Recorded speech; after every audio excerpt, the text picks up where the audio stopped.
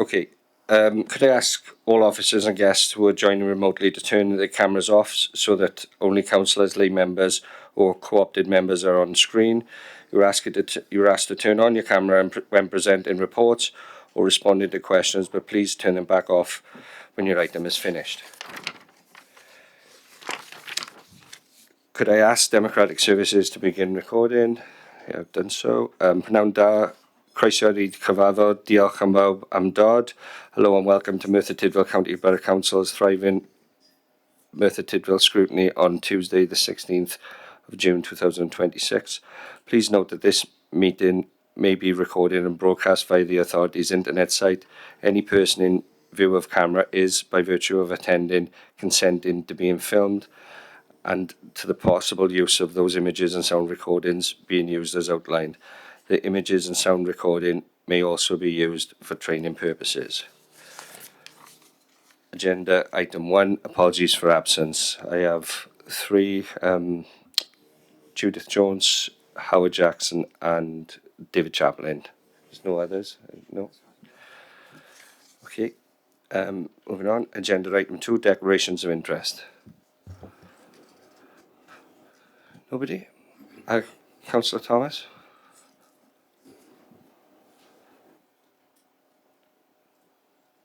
Are you feel ready then? Yeah, just bear with me, Chair. Chair, I'm a former director of the Cyfarthfa Foundation. Thank you. Nobody else? Okay, thank you.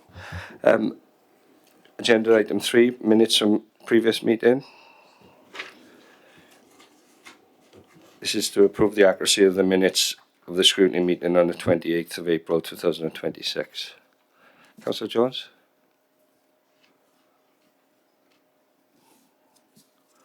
I move, Chair. Yep. Any second?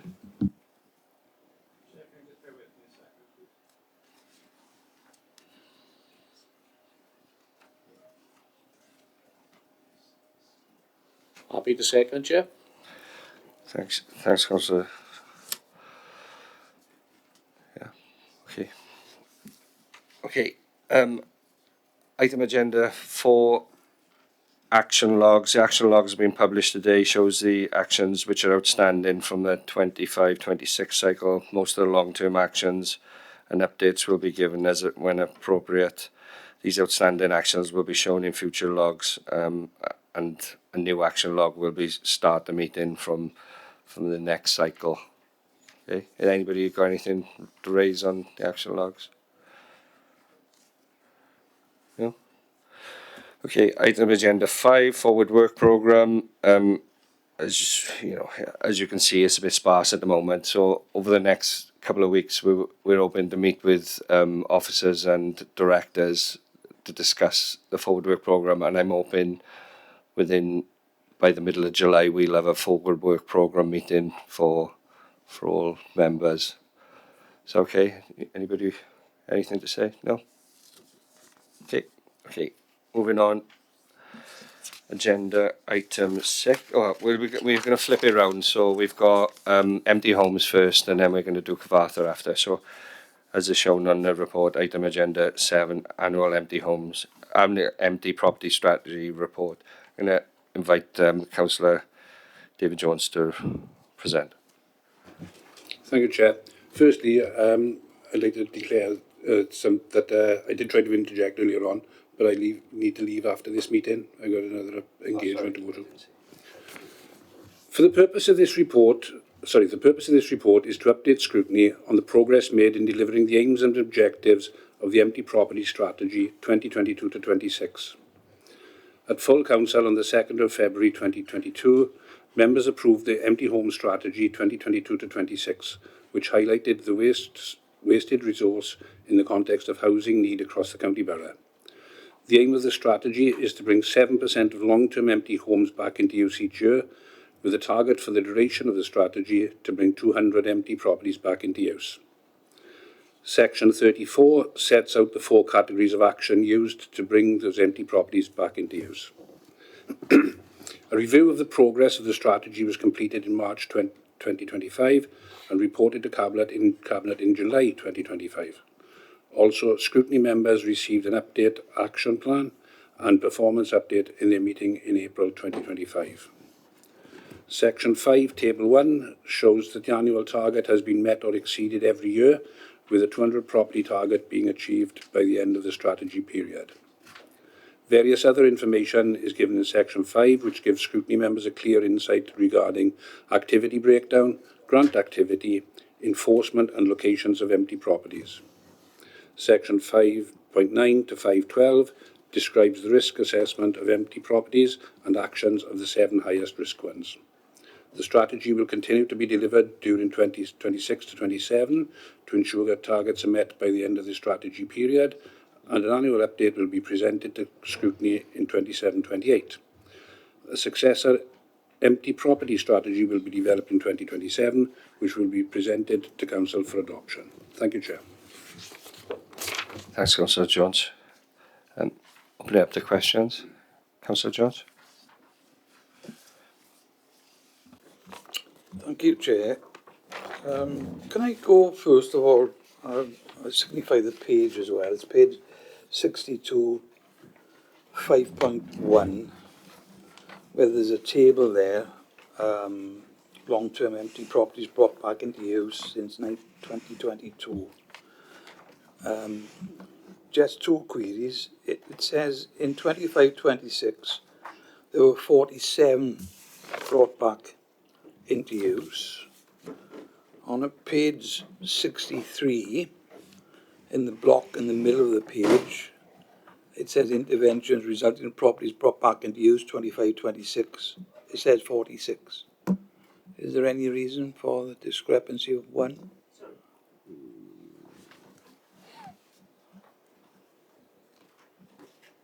Sorry, which was the first? Right, it's page 62, paragraph 5.1.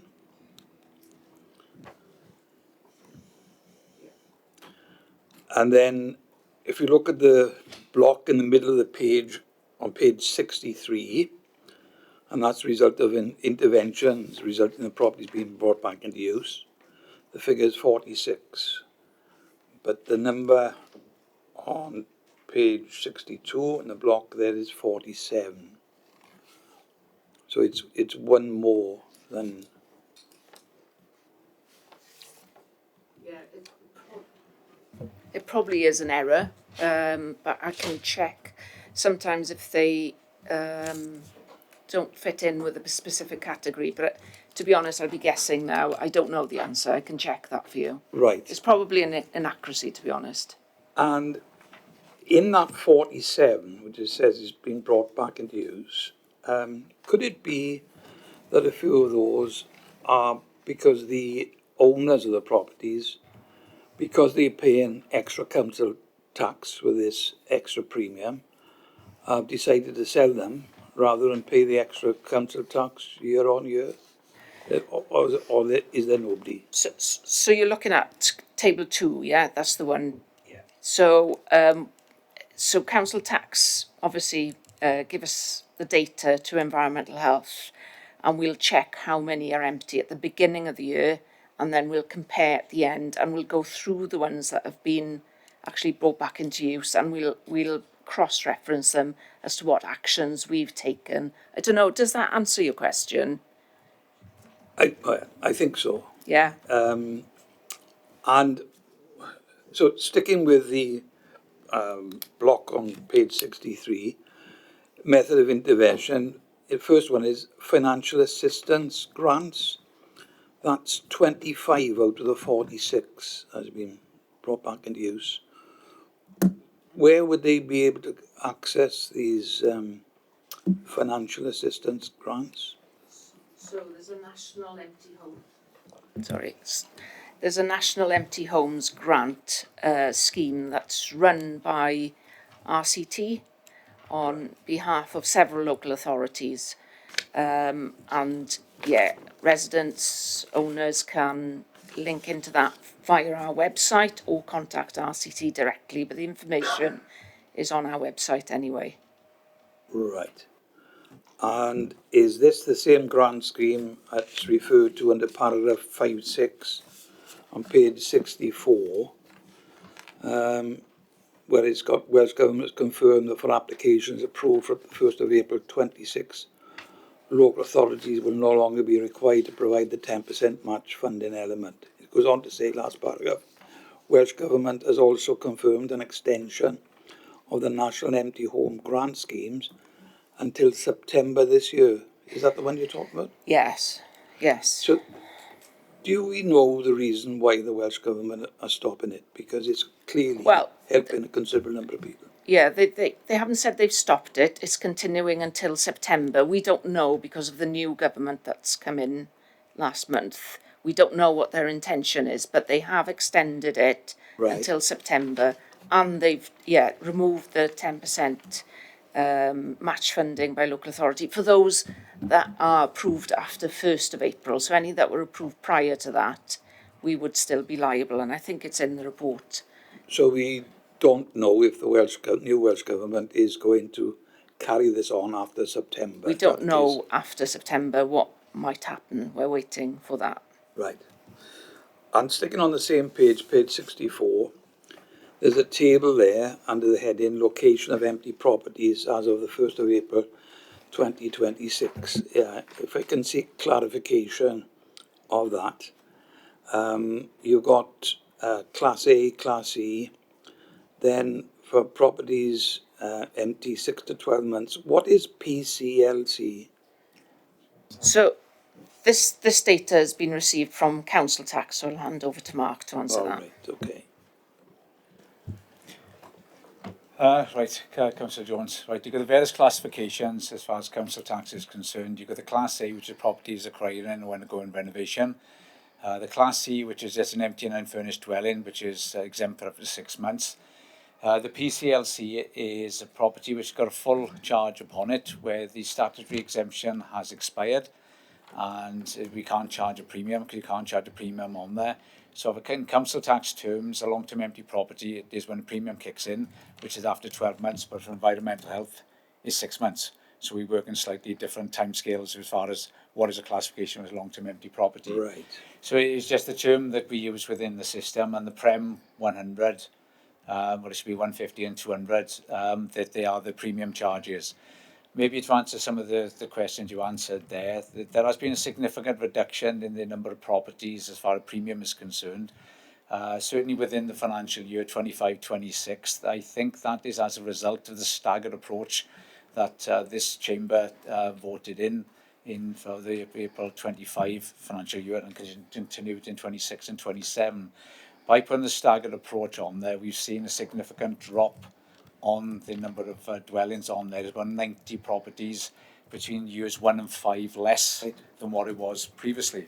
Right. However, maybe due to an element of engagement, which is maybe what you were asking for, there is probably 46 additional properties where we've identified composite, where there's accommodation through a business premises you can't let out separately, that they no longer come in with a premium, so that they treat it as an exception.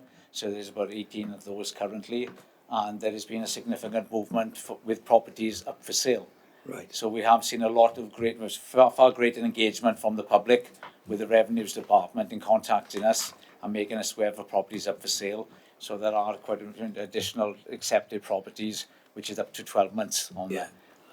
I'm trying to get real clarity on exactly the number of properties that are completely empty, where landowners are doing absolutely nothing about it.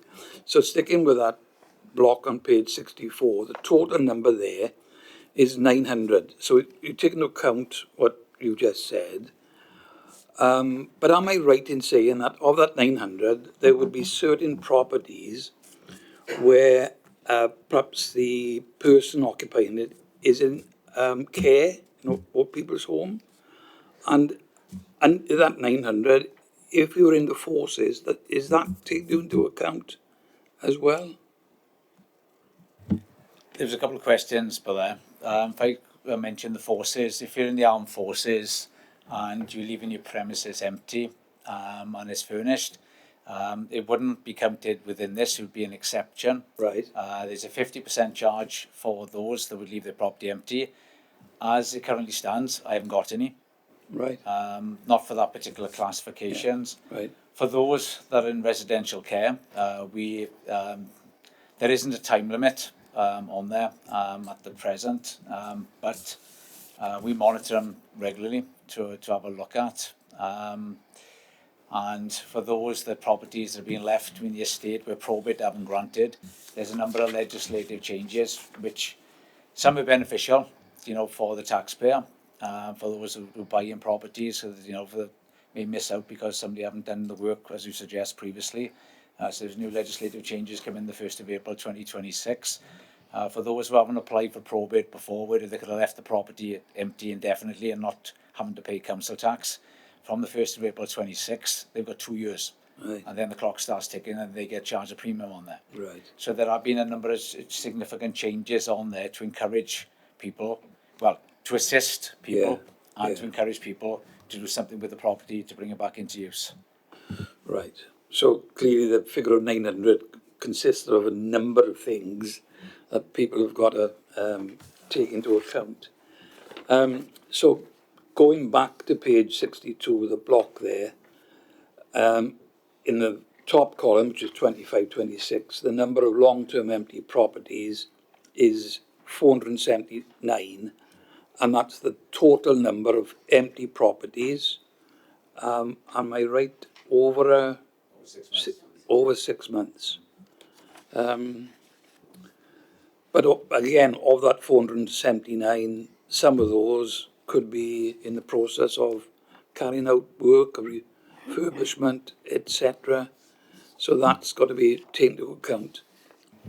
No, that would hit the exemption within the council tax, wouldn't it, Mark? What you're looking at? Yes, you are right. If works are being carried out on the property, if you were to leave your property empty, for example, then I'm going to give you 6 months, right? As long as there's no furniture, I'm going to give you 6 months to do whatever you're going to do to the property. I'm not going to charge you on that. If you haven't finished the work by the first day after 6 months, I'm going to charge you 100%. So we're still doing work on the property, but I'm now charging you council tax on that. If you haven't finished after 12, I'm going to charge you a premium. Right. But you still haven't finished the work. Right. So, it depends on what question you're actually asking there, because you're talking about decorating, renovating. There's a time limit of what I can allow you to do. You still may be doing works to the property, but there's only a certain limitation of time that I can give you without penalising you and asking you to pay the council tax. So, yeah. just to come, Yeah. is it okay to come in? So those 479 are what we consider that are outside any exemptions Right. that do fit into the definition of Right. over 6 months on the 1st of April. It might be different today, but that's what it was. You have to pin a point, and that's where we pin the point. Right. Okay. And if we, where are we by? Yes, on page 65, under 510, there's a block there of, refers to 7 high-risk properties. And you've listed what you're attempting to do with each of those 7. When you come down to number 6, no action possible, no enforcement action possible, and no contact details for the owner. I'm not going to name the property. But am I correct in saying it's a certain property within my ward that's been vacant for approximately 32 years? There will be one of those.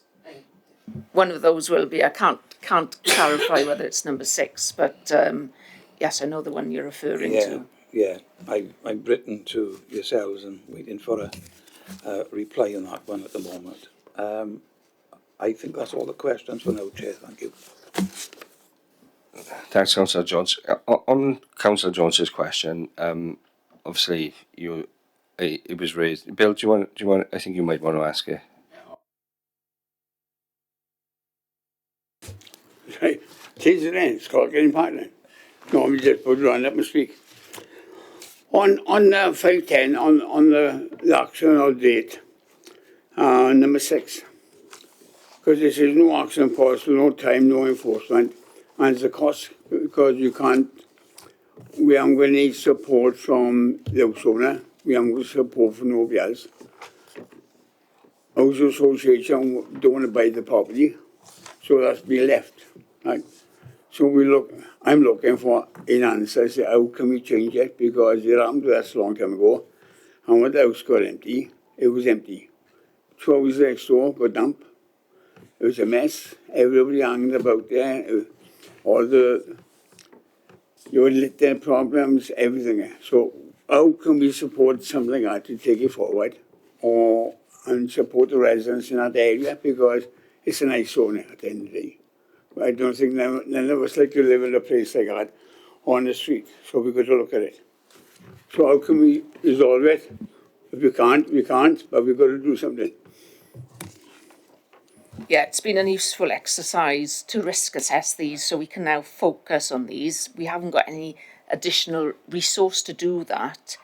Of course, there's no legislation that says you must, use your property for its intended use. We've got levers. We've now got the strong lever of council tax that helps us. There is enforcement action where properties are impacting on neighbouring dwellings, like you just mentioned. There is legislation and public nuisance legislation to cover that. It is a tricky one. We have a steering group of officers now, and planners come to that as well. And there's section 15 of the Town and Country Planning Act. That's any detriment to the amenity type of sort of section.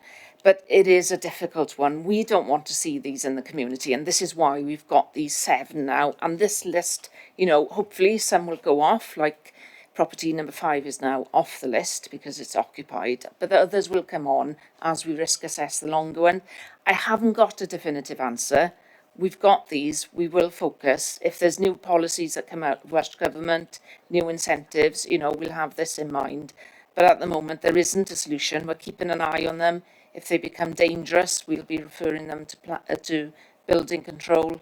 But there isn't a magic bullet for them, unfortunately. Oh, thank you, Mike. Yeah, I've been looking at that, and I can tell, right? So, no one thing, right? Because the part then is, the be empty for every day, and that's what we're going to stop. And I don't know how we're going to do it, because I read the report. We are getting it slowly through the report, and I think the next phase will be a big difference as well. But yeah, thank you very much. I think that the question that we all want to know is, right, okay, it says no action possible, no enforcement action possible, no contact details from the owner. So surely there's something else after that. That isn't the end goal, because obviously that'll if you can't find it now, what means you're going to find it in 5 years? That'll probably be empty forever and a day. Yeah, I mean, we have looked at... Oh, could you press a microphone, sorry? Yeah, I mean, there is compulsory purchase order, but the... Yeah, sorry, can we just pause for a second? I'll tell you now when I come off the camera. Sometimes a glitch on the sound has gone off live, so they've got... Right, okay, no problem.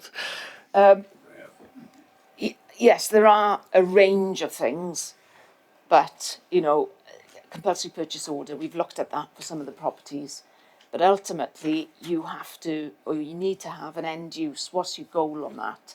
And it will cost the authority. At the moment, I don't think we've got the budget to do some of these, but if we think there is, a route through, we can get some grant money. We're always on the look for that. And if you get further complaints, we'll deal with those, but it doesn't resolve it long term. We recently took one case to the corporate management team to discuss the options, but there was a liability for the authority with that particular one. So they're there. We are focusing on them, and we'll do what we can. But yeah, these are the difficult ones. And to be fair, officers have worked really hard on this in the last few years. We're doing well against the target. And we're even having other local authorities contact us now as, an example of good practice. but these are still the challenging ones, 7 of them. You know, you could have an officer working full-time on some of these, but we haven't got that. But we are pulling together using, you know, our colleagues in council tax, planning, housing, just to try and work together on getting a solution by looking at housing associations and if there's anybody else interested out there as well. So they're not being forgotten about, but they are hard to resolve.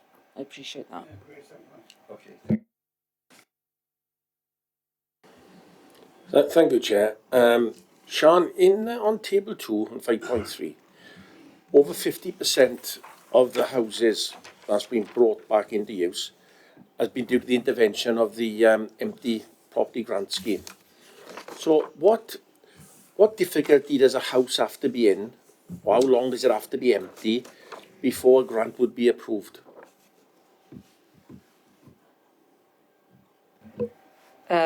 I don't know the answer at the moment. I'd have to dig up the details of the grant scheme.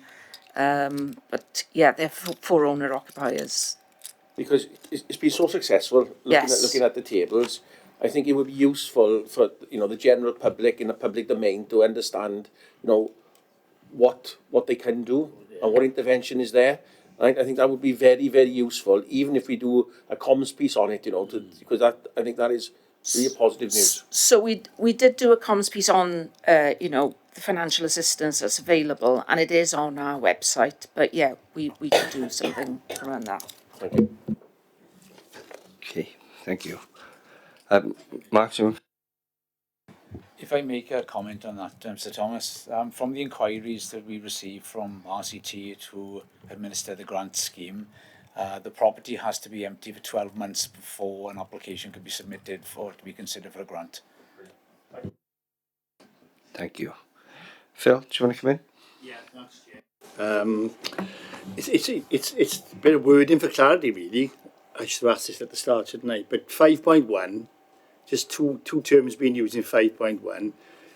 5.1's headline says long-term empty homes returned into use. And then we jump to the table where it says long-term empty properties. Now, are homes the same as properties? Yes. Well, can I suggest that the same word is used then? Because I, as a member of the public, I was quite confused over that. So we're not talking about church vestries or social clubs or things like that. We're talking about things which are designated as homes. I accept that point. It's a very valid point. The name of the strategy is empty properties, and it's come up time and time, but it's a 5-year strategy. But it's coming to the end this year, and we'll make sure that we've got consistency of terminology in there. But these are all sort of residential properties intended for that use. Great. Okay, that clarifies that. And just one other thing on a similar kind of point. All these homes stroke properties, just clarify there, they are all owned privately. Yes. So none of them are owned by the council. We're not in a Birmingham situation where we're finding our own vehicles for picking up for breaking the congestion charge. They're all owned privately. Yeah, they're not registered social landlords, No, so they're just privately owned. Yeah. Okay, thanks. That's just for clarity, Chair. Thank you very much. Good questions. Any other questions? Councillor Jones? Yes. So again, this is for clarity. Page 65.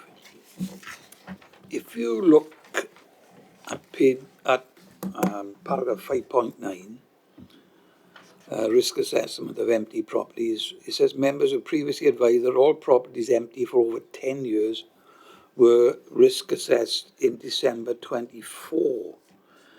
Then you go down to same page, 5.12.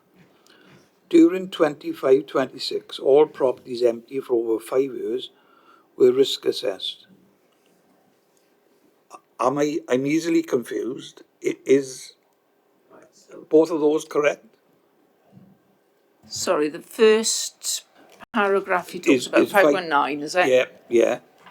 So 5.9 relates to properties over 10 years empty. We've done all of those. And then you go to paragraph 5.2, during 25, all properties empty for over 5 years. So does it mean that every property over 5 years included the ones over 10 years? No, it's between 5 and 10 years is that second one relate to. Yeah, fine. so we've started looking at the other categories now. Right. Yeah. Okay, that's it. Thank you. Okay, any further questions? No, nobody's indicated. Comments? Councillor Thomas? No, Chair, it's pleasing. It's a pleasing report, when you see a strategy and a policy working and achieving what was set out and maybe overachieve as well. So I think you've got to applaud the officers really for, the great work over the timing of the strategy. Well done. Well done, guys. I'll pass that back to the officers as well. Thank you. And the steering group. Thanks. Okay, Councillor Smith? Yeah, no, I read the report and I think what a change it was since we talked about it last year. Because we had so many empties, so much concern about the community charge not coming into the coffers of local authorities. But we've seen a big difference. And it's the first year, good. See what happens the second year and see what happens down the line. Because we've got some big buildings there, especially, one and two on Brecon Road and O-level mortgages places. So we've got to look at them, and because we don't, we just left to and people get in there and not the right type of tenants. Thank you much, appreciate it. Thanks, Bill. Councillor Jones? Yes, I concur with both remarks.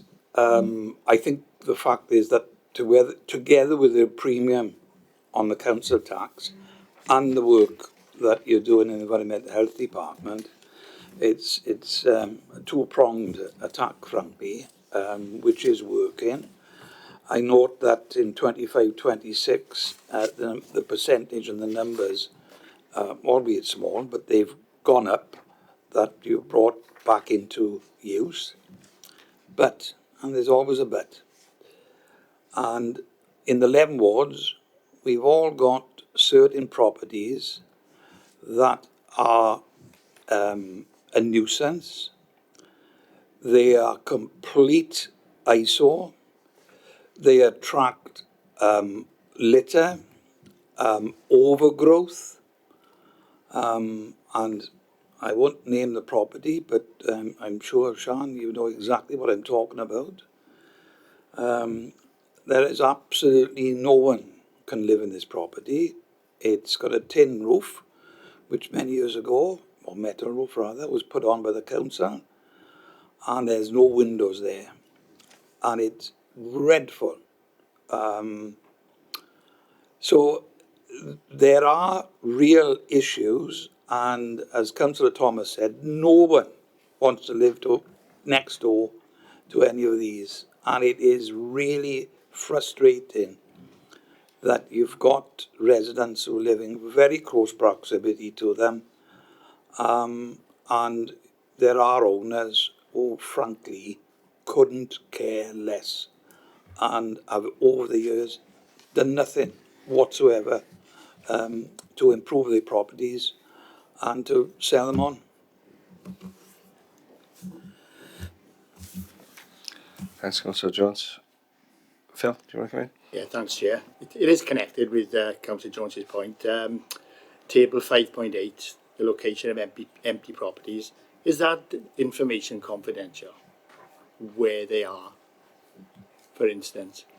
Not that I want to see them, I just thought as a member of the public, is that information of the location of the empty properties confidential? Yeah, I'll hand you to Mark on this because we're on comments now, but I'll get an answer for you and then we'll bring that to you.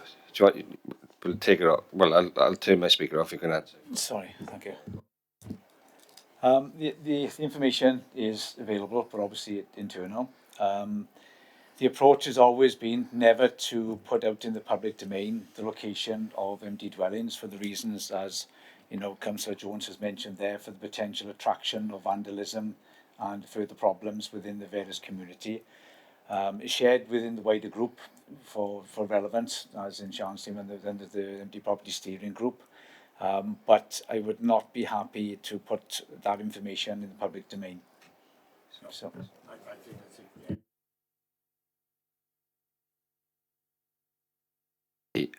Yeah, it is online though. It'll be produced as part of the report on the council's website. So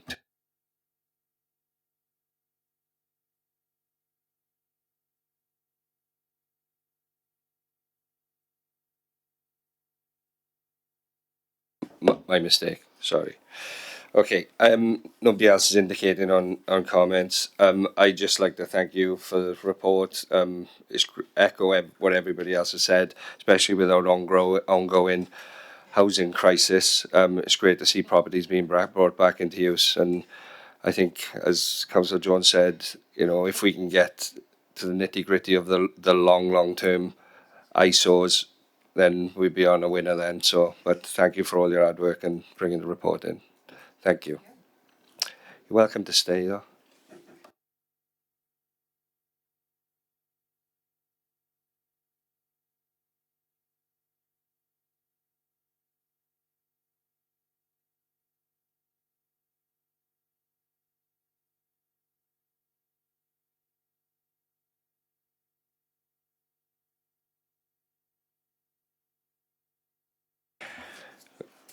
Okay, moving on. Item agenda, what were we? 6. Kvath Foundation. I don't know who's presenting. Geraint, do you want to come in?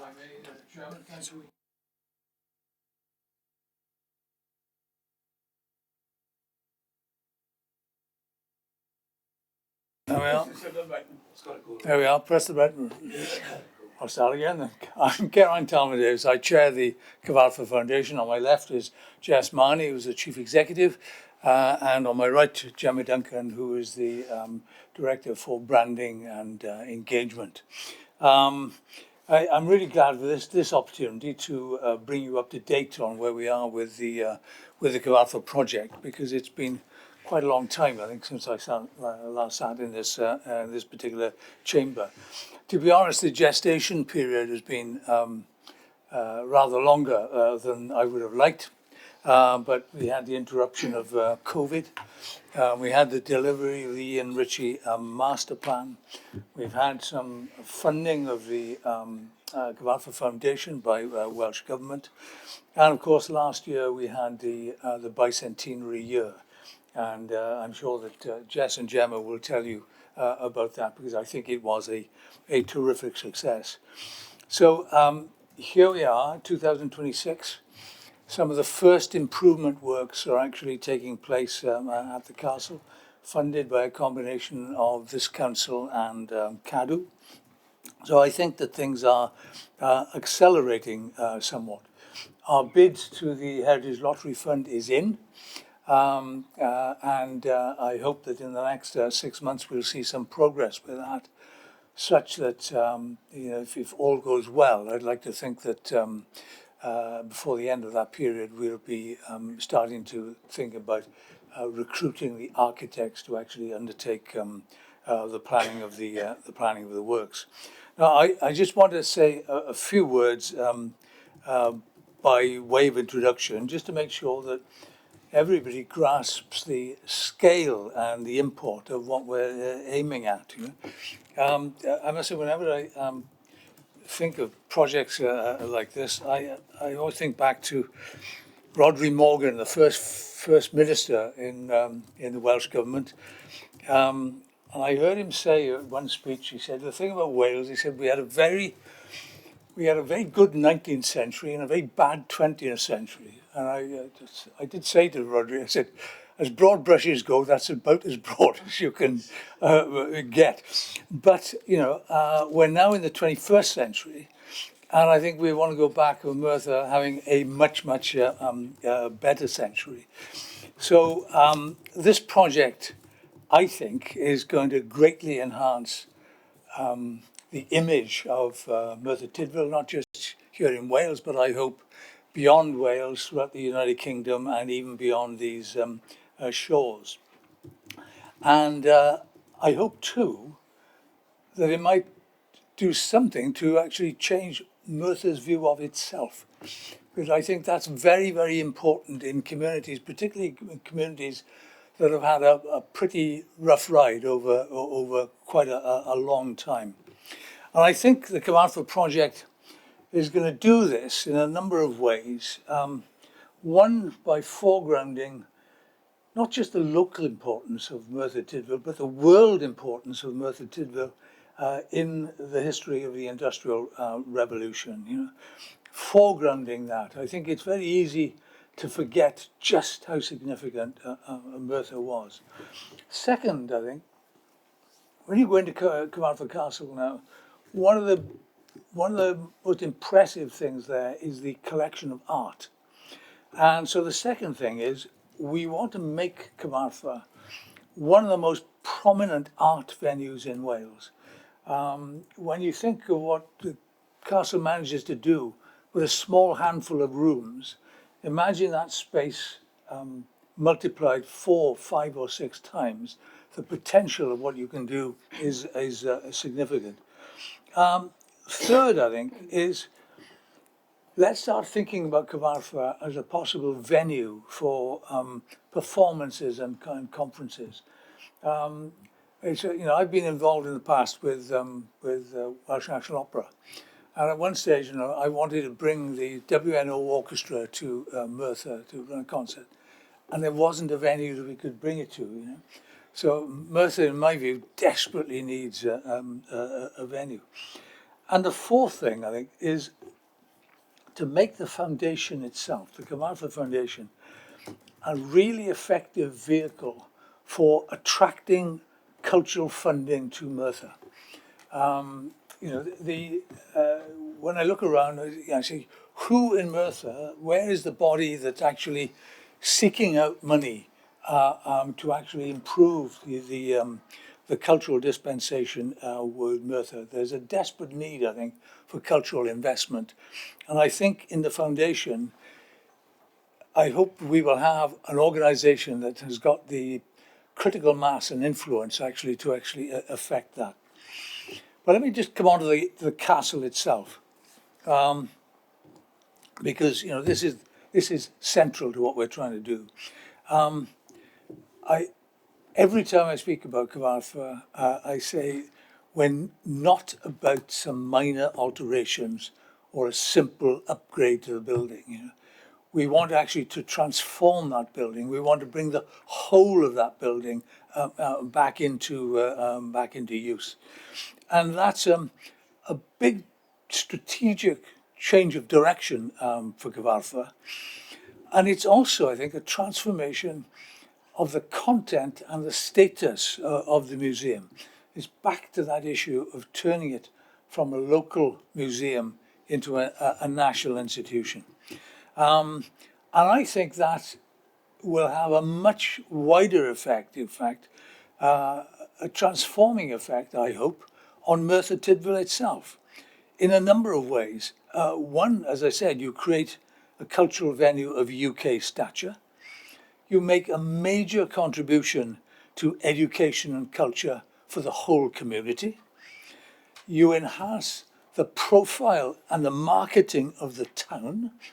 And I think that is going to make a very, very significant difference. Because, when you look at what we are planning to do, currently, I think just after the COVID pandemic, visitors to Cyfarthfa, annual numbers of visitors were down. I think at one stage they were down under 30,000. We went up to about 35,000. It was bigger last year during the bicentenary, right? But we want to see 200,000, 250,000, 300,000 people in time visiting to Cyfarthfa. That is going to have a massive input. It forces you to rethink everything about the castle, about the grounds, about parking. Also, how does the rest of the town take advantage of it? I think this is a real game-changing opportunity. And if you think that's not possible, I just point you to the National Botanic Garden of Wales in Llanarthny. which is 60 miles west of where we are sitting.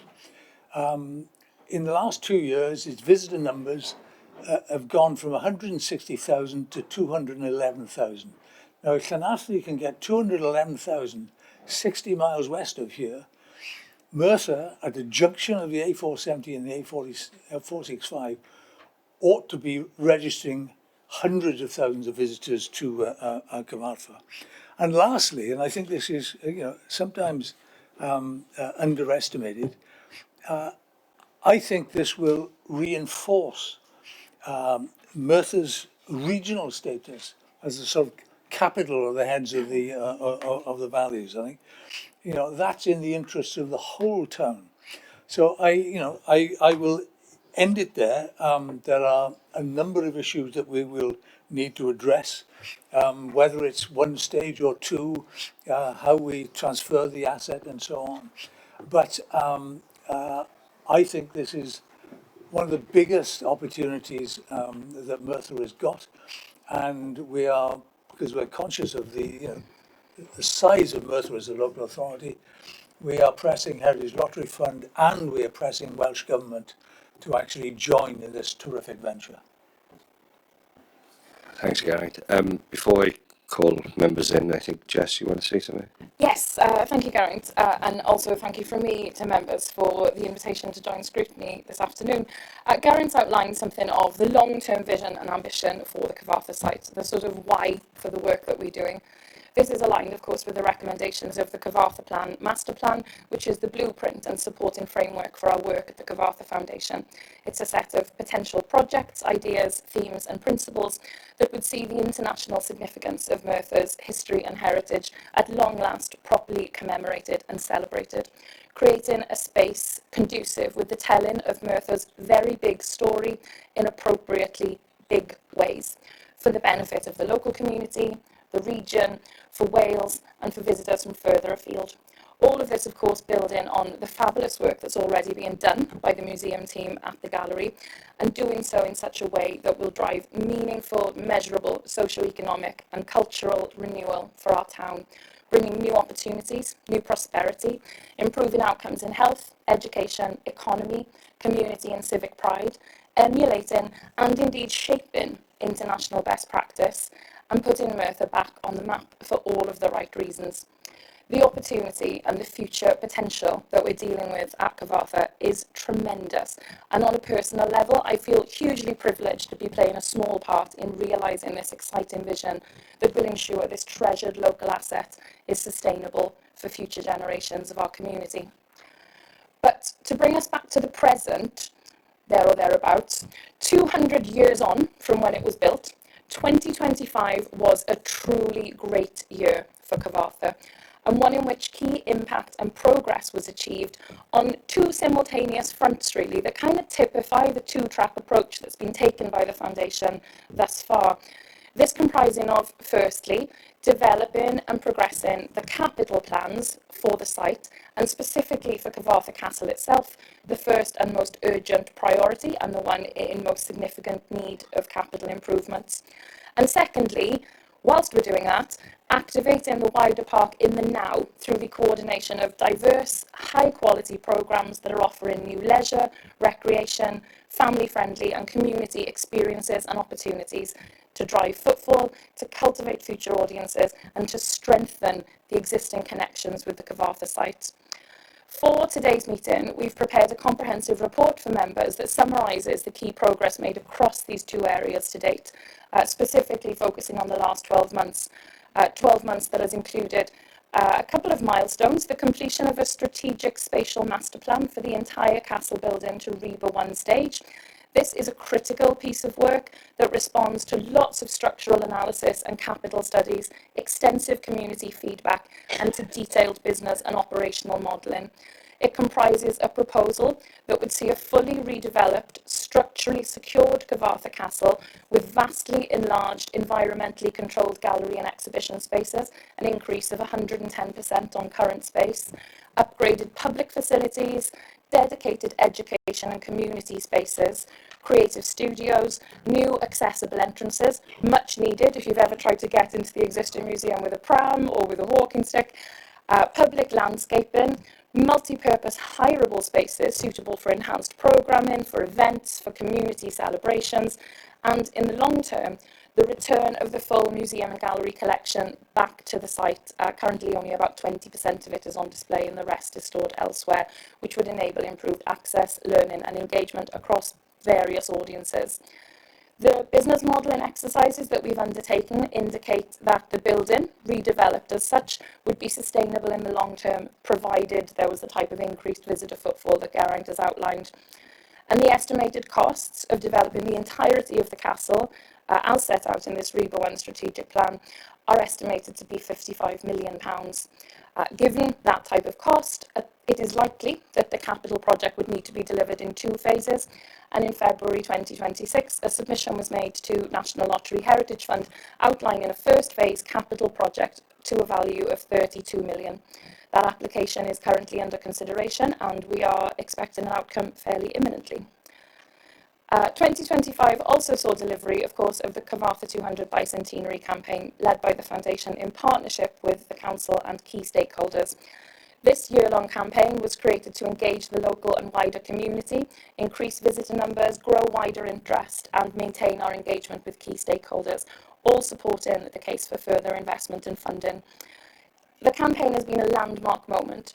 It has truly galvanised support for Cyfarthfa and has played an integral role, not just in significantly raising the profile of the site and of our intentions around the project, but in making measurable increases to visitor footfall, probably far greater than targets we might have set ourselves at the outset. The campaign built on the Foundation's existing programme of engagement events and activities, delivering over 200 events in a year collectively, with over 2025, an increase from 34,000 the previous year.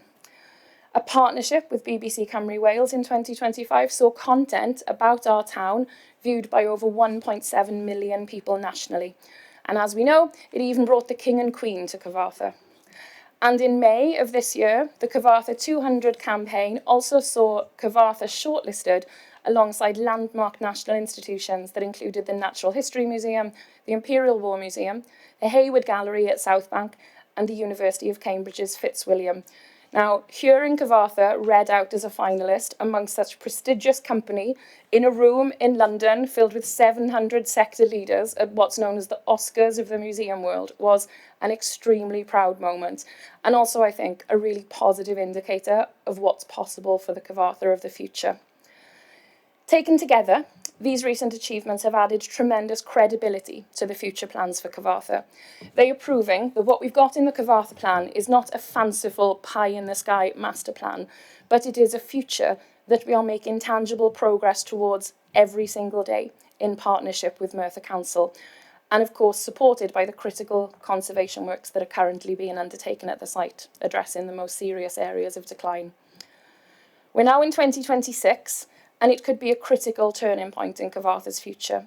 It's vital now that we ensure the momentum of Cyfarthfa's bicentenary year is leveraged and built on, and that we show that 2025 is not an anomaly, but the start of an upward trend in the use and fortunes of the site and its diverse functions and all of the value that it can add. It is a means through which Merthyr can begin to use its past in the present to build its future. And we're really keen to explore with members today and in ongoing conversations how we can work together in partnership to ensure that all of that progress that we've reported on is maintained and that the necessary support and processes are in place that will enable us to go further together. Before we do move into discussions and questions, I did have a small point of clarification on the report that I wanted to share with members. At 5.9, it is stated that the National Lottery Heritage Fund, if successful, would unlock circa £10 million of investment for the realisation of the Phase 1 capital project. I wanted to clarify that whilst the full application to National Lottery is for £10 million, if that application is successful, that money would be granted in 2 tranches. An initial smaller investment to unlock a development phase of around about 2 years, during which further planning would take place, followed by a mid-term review and a delivery phase application to unlock the remaining funds to enable the capital project to start. Thanks, Jess. Thanks, Geraint. Open up to questions. Just so everybody's aware, Zoe is online as well, so she may want to come in at some point. So, Councillor Thomas. Thank you, and welcome all to the chamber this afternoon. Jess, on that question about the lottery funding, when that's fresh in our minds, can I ask a question? What is the actual Welsh annual share for heritage projects with the National Lottery? Because I know it's relatively small, isn't it, compared to the UK? Scotland, Wales, Open up. Yeah. Scotland, Wales, and Northern Ireland, they get their kind of Barnet formula share of the Heritage Lottery Fund, but the Heritage Fund keeps a central fund, right? So a scheme could go to the Wales committee of the Heritage Fund, and if it was above the limit of the money they've got, they can go to the UK fund for a top-up. So there is some flexibility in the system. That's very positive news, because that did concern me. Yeah. So that is positive, because I remember back in 2017 on a cold October day when we got soaked during the charrette, didn't we, in the Cyfarthfa Castle, and it has all really started from there, from those ideas, the Ian Ritchie project. And we've moved on almost 9 years, really, from that date. And it is great now to see scaffolding on the castle and work taking place. Now, the castle is one part of the greater Cyfarthfa project. So, how long do you see the Cyfarthfa Castle Park project taking place to completion? And then when will we start with the furnaces across the river? Because how long do you think in total this would take? It's going to take the next 5 years, isn't it, Jess? Sorry. It's going to take the next 5 years, certainly. A lot is going to depend on just when the funding is made available. I mean, there's a discussion to be had there, Heritage Lottery Fund, obviously. Discussion with the Welsh Government. Welsh Government doesn't have unlimited funds, but my understanding is that it is slightly easier for Welsh Government on the capital front than it is on the revenue front. But that's a discussion we are hoping to have with Welsh Government in the next few months. It's a really important question. Just to kind of put it on. To clarify the timelines, we are hoping that the first phase of the project on the castle could be nearing completion by 2032. That would see around about 55% of the building redeveloped and reopened for use. The remaining sort of around about half of the building, the more modern side of the school side, would then be redeveloped as a subsequent capital project unless funding was available to do the building in an entirety, in which case we could get the castle done a lot sooner. But you're absolutely right to flag that the Cyfarthfa plan doesn't just relate to the building. We've made a strategic decision to focus on the building for a number of reasons. Grade 1 listed, we know that it has been in quite urgent need of repair and to address some of the structural issues it's been experiencing. And also, it is a really key asset through which we can support the further sustainability of the park and the site. If we create at Cyfarthfa a museum and gallery, a cultural destination of national significance that draws sufficient footfall to raise revenue, that revenue can then support the future ambitions to undertake other capital projects across the wider site and unlock the value of those. Thanks, Jess. Now, in the chamber, you've had cross-party support, 100% all the way on this journey, yeah? But when we started the purpose, what's it called? The vehicle, what was it called again? No, the charrette. Not the charrette, no, the SPV. Oh, That's it, the special purpose vehicle, yeah, right, which is the foundation. Now, through the bicentennial year, it showed how important it was, where you took really a lead on doing, alongside the council, on those celebrations, and it was a great success. Now, if the plans come to come to fruition on the gallery and the museum side of the castle, when do you think you might take over the management of the castle and the wider park? I think there's the issue of asset. Sorry, yeah. Okay. The issue of asset transfer is a difficult one because it's a big decision. But I've been looking at other models, across the UK, and I think that it might be a mistake to delay asset transfer to the to the end of the development of the castle.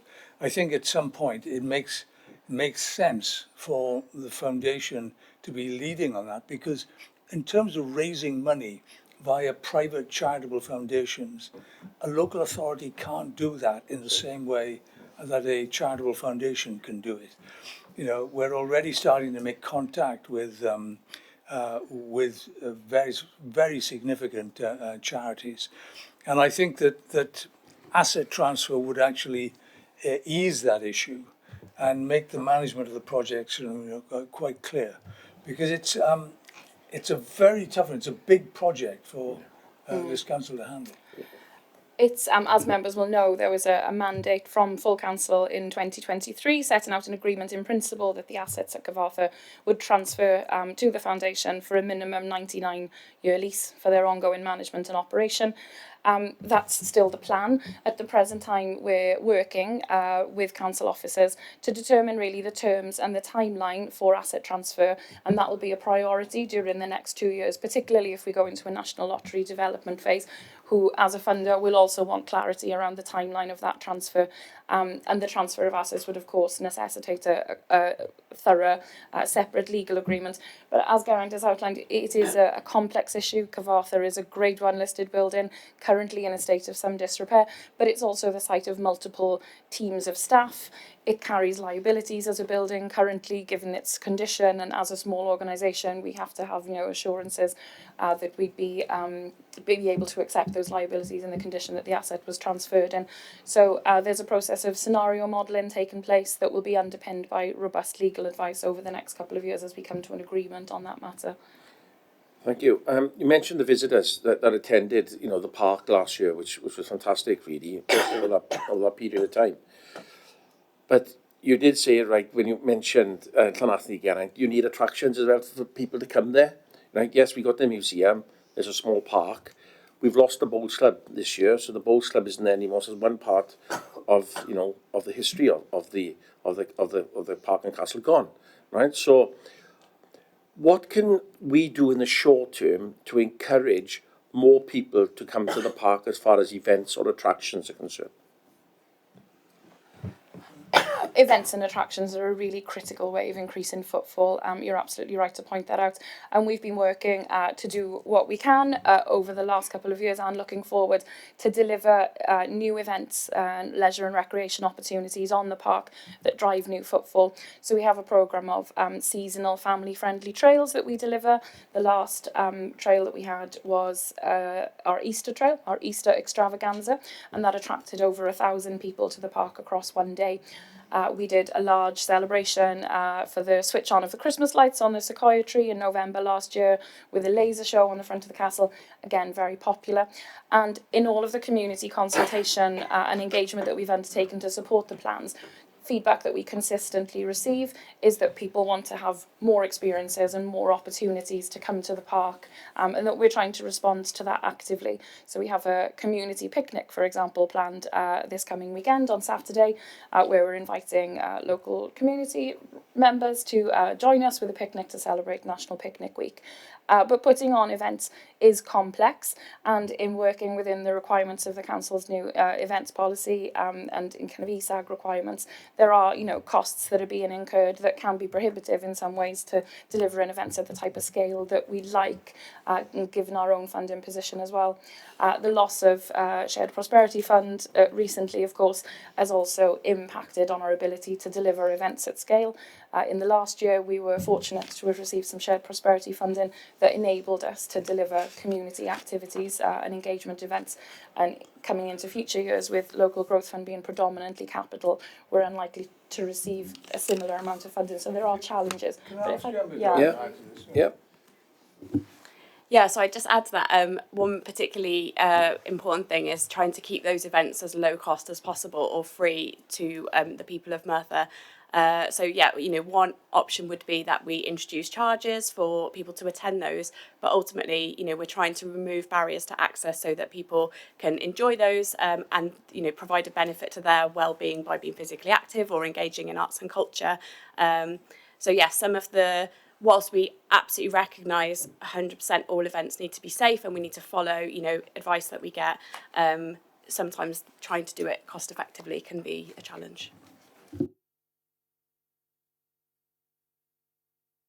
Bit there to come in, right? So under 6.1, where you set out the plans for Cyfarthfa and where we want to be, I think the historical and cultural importance of Cyfarthfa and Merthyr, is world famous, isn't it, for what we've achieved? But I think what you've got underneath in the third bit, and that gem is basically building on what you just said, really, the socio-economic case as well. So can you enlarge on that a little bit for us, and how do you see that becoming one of the big priorities for the Cyfarthfa Foundation and for the general public of Merthyr? Well, I mean, in part, it's to do with the whole kind of business case, isn't it? Maybe suddenly you are creating an institution that has a much bigger capability and capacity than it currently has, because it would be better funded, it would be using the whole of the building, it would have a more ambitious education program. And the sheer numbers coming to it. So you'll increase employment. You'll increase employment in the castle. You'll increase employment, across the park. You'll increase, I think, business in the town itself. I mean, one of the issues for me is what's the best linkage between Cyfarthfa and the centre of town. I personally would have loved to see the railway station moved just outside the gate. Well, that's not gonna happen. But would there be a regular bus link between the station and the castle? So this has really big strategic effects, I think, throughout the town. If I can add to that, I think what we've got potential to see delivered at Cyfarthfa is a best practice example of culture-led regeneration and a destination that delivers across multiple portfolios and intersectionally. We know that Cyfarthfa has huge capacity to tell the story of Merthyr's history and heritage. It's already a site for culture through the gallery functions of the museum and gallery and a natural meeting place for artists. But given the fact that it's surrounded by beautiful parkland, over 160 acres, it also gives us an opportunity to respond to other strategic priorities around health, around well-being, around civic and community pride. Education is also a huge kind of element of the work at Cyfarthfa. The brilliant education team in the museum and gallery are already punching well above their weight in delivering services for local school children and school children across the region to tell the story of Merthyr's history and of what can be learned from it. And with upgraded facilities, there's tremendous potential for that to be expanded and responded to more fully, along with the natural kind of economic impact of increased visitor footfall to the town that Geraint has outlined. And I think what's really important as we take the project into the next stage is that we are pushing against all of those different levers that we can position Cyfarthfa within. So we're not just thinking of it as a culture project, we're thinking about how it can respond to priorities for health, for well-being, for community and social cohesion, and we're responding across all the different strategic frameworks that will be forthcoming from Welsh Government, from UK Government, and also that there are appropriate supporting strategic frameworks in place within Merthyr Tydfil as a local authority that embed the ambitions for Cyfarthfa in multi-portfolio ways. It would be brilliant if there was a culture and heritage strategy that outlined and committed to the generational project that we're trying to deliver at Cyfarthfa, of course, but it also really needs to be a part of local priorities for the economy, for regen, for health and well-being, so that it's properly knitted into our future ambitions for the town. Thank you both, and we're all panel. I'm going to make him chomp a little bit longer. Dylan, Dylan, do you want to come in with your question? Yeah, I just have one question. It's on page 27, paragraph 5.3, bullet point 4. Is a destination place to eat and drink and new commercial facilities to encourage new and repeat visitors. I was just wondering, because we do have a small cafe in the castle and a slightly bigger cafe in the splash park, would the would these be expanded on, or will it be a completely new build within the Cyfarthfa building? Well, Julie obviously does the best scones in Wales, and we're frequent users of the tea rooms in the cafe. We know from analysis of other cultural sites and from the feedback and consultation that we've done with potential users that places to eat and drink, food and drink facilities are critical in encouraging footfall and in particular repeat footfall to the site. So the proposals that we've developed as part of the REBA 1 master plan have vastly increased spaces for hospitality. A key part of that is to enable the building to respond to hosting events, celebrations, parties, conferences as a source of revenue generation. So the plan is that there'd be a vastly expanded commercial kitchen to enable those sorts of new income generating activities and services to be provided. We're not at a stage where we know exactly what the model for food and drink would look like in terms of service providers, but we don't definitely know that there'd be more space, more demand, and an increased kind of ability to respond to different types of hospitality. Thank you. Given the range of, you want gallery space, you want spaces for all these ancillary activities. I mean, that's why, ideally, we would love to do the castle as a complete thing. Doing it in 2 stages, it may be necessary financially, but it constrains your options in terms of balancing out what you put into the building. Thank you. He's never waited so long. Councillor Jones? Thank you, Chair.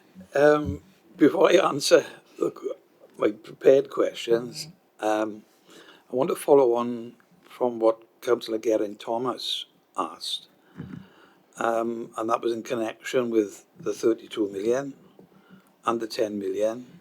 32 million would be 55% of the cost, according to the report, of what you need to do there. We're currently spending between Cadw and the council 4.5 million. Does that 4.5 million come out of any of those monies, or is that in addition what you're asking for?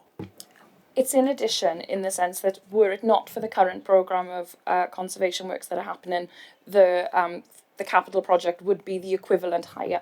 So all of the work that's happening now is essential repair work. None of it will be abortive in terms of the longer term plans. So effectively we're getting £4.5 million worth of the work that we need to do done now. And then building on top of that would be the £32 million capital project. Right. I mean, I know the inside of the castle, back to front, having spent 5.5 years there when I was a grammar school pupil, and then later on in years, approximately nearly 20 years as a school governor, back and forth to the building. So when you say 55% would be done, up to where, if you were successful, up to where does that take us in the building?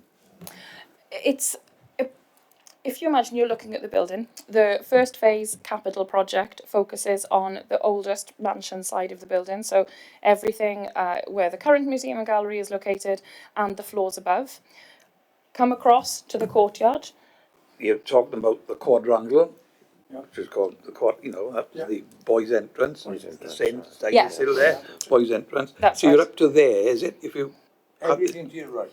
Everything to your right, plus the entirety of the quadrangle and the building immediately to the left, which is proposed as the location for the redeveloped commercial kitchen and cafe and restaurant location. So that's the left going into the quadrangle. That's right, left. yeah, the left-hand part of the building. I don't.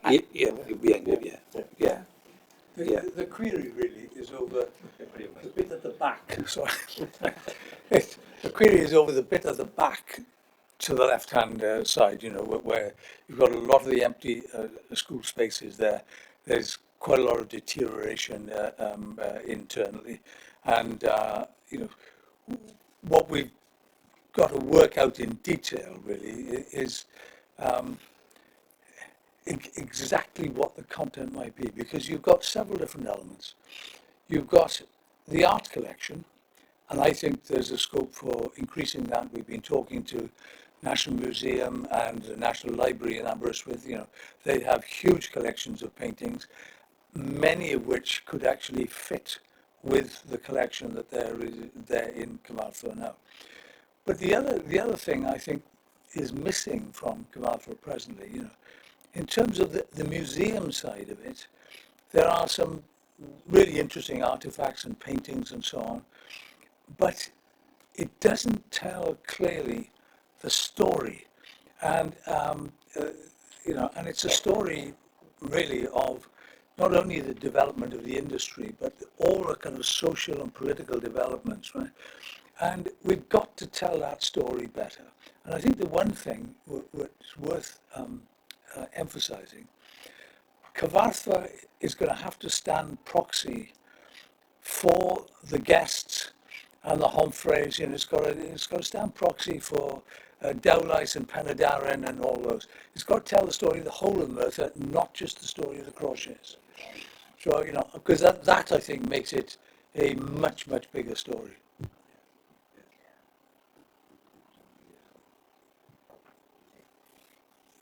Jess, do you want to come in? Yes, I was just going to show Councillor Jones an image to clarify my previous response. So this is the ground floor of the castle, and everything that you see coloured is proposed as part of the Phase 1 redevelopment, plus all of the upstairs to the right-hand side of the building. I can follow up in more detail. Yes, of course. That'd be great, thank you. Sorry, Clive. Clear in my mind, you're waiting currently, am I correct, for an answer to the 10 million application? That's right. We've made an application to National Lottery Heritage Fund for a maximum £10 million investment. We are currently waiting for the outcome of that to go into development phase. So that would be a period of 18 to 24 months in which we'd have some of that money to further develop the plans, appoint architects, and then go in for a mid-term review to unlock the remainder. During the development phase, of course, we'd also have to implement our fundraising strategy, secure an additional investment from hopefully Welsh Government, hopefully UK Government, and also numerous charitable trusts and foundations that we would be able to access as a registered charity ourselves. So you've had that application since February. That's 4 months. Have they come back and forth to yourselves with various questions? Have we any indication as to whether they are saying, let's Merthyr Tydfil, it's Cyfarthfa, and we'll put it in the back burner, or have we got an indication that they're really interested? In fairness, they've never said that. Right. They've never said that. I mean, I think that from the earliest Fund met in June, and the National Board is due to meet before the end of June, so we should be expecting a decision imminently. We hope by July. So yes, it's a nervy time. Yes. Although I would second Geraint's comments that we've had a tremendous amount of positive feedback from the National Lottery and other partners on the project and its potential capacity for real tangible change and positive impact within Merthyr. And I think, broadly speaking, funders are really excited about this project because it's in Merthyr and because it has such huge potential to respond on multiple strategic priorities and frameworks. If I can just add that before the recent Senate elections, we did entice the guy who is now First Minister and the woman who is now the Culture Minister for a visit to Cyfarthfa, and we took them around the whole building, the empty bits and the bits that are working, and that was worthwhile. And I'm hoping, I mean, from all I read about the new Welsh Government's interest in increasing the cultural spend, I hope that will come to our benefit.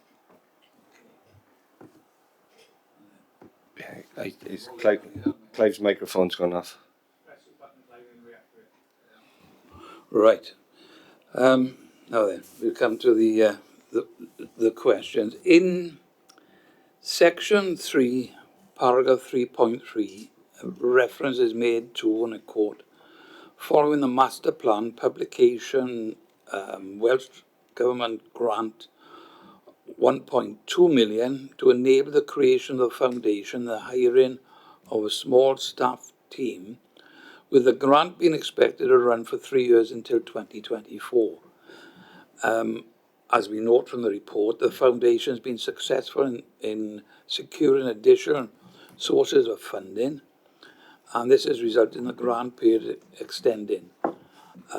How long will the £1.2 million be expended until? I presume the 1.2 million has perhaps already been used, due to be used up until, was it 24? And you've been successful with 4 various charities in adding to that. So how long does that take you up to? I mean, can I commend Jess and the management team? They have looked after the money very, very carefully. I did not anticipate that the 1.2 million would keep us going for as long as it did, but it'll keep us going certainly until the end of next March. Or end of next March. So the other figure, that the amounts that you've so that you haven't tapped into any of that yet. That's in addition to the 1.2 million. No, so we received the 1.2 million to set up the Cyfarthfa Foundation from Welsh Government, so that was our seed fund, and we were successful in receiving additional money, a lot of it through Shared Prosperity Fund over the last 3 years, which has enabled us to eke out that 1.2 million seed fund for a longer period of time. So we were able to get additional funding to pay our core costs, meaning that we do have enough funding left to keep ourselves going well into the development phase. It won't last us forever, of course, so we are exploring opportunities to generate our own revenue currently. That's tricky at the minute. We're a small organisation, and of course we don't own the assets at Cyfarthfa, so we're unable to generate revenue off them. But we're in conversations with officers at the council about ways in which we could potentially deliver a small project that would enable us to achieve some of our own income generation and support our ongoing sustainability, as well as, of course, constantly making the case for further core costs to keep us afloat, to continue to strategically lead the project. So, in your view, what's been the main focus of this 1.2 million, other than the creation of the Cyfarthfa Foundation itself and the establishment of a small team? What additionality has that funding brought towards the delivery of the Cyfarthfa plan? A huge amount. We have the Cyfarthfa plan that was published, but following on from that, there was a lot of work that needed to be done to understand really the practical next steps for delivering some of those projects.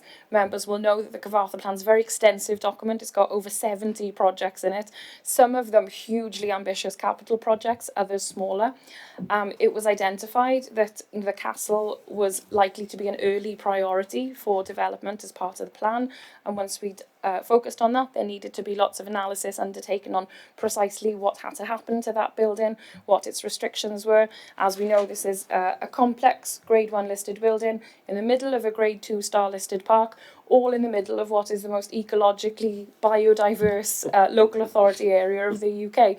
So there are lots of complexities and nuances to unpick in determining what the plan is for that building.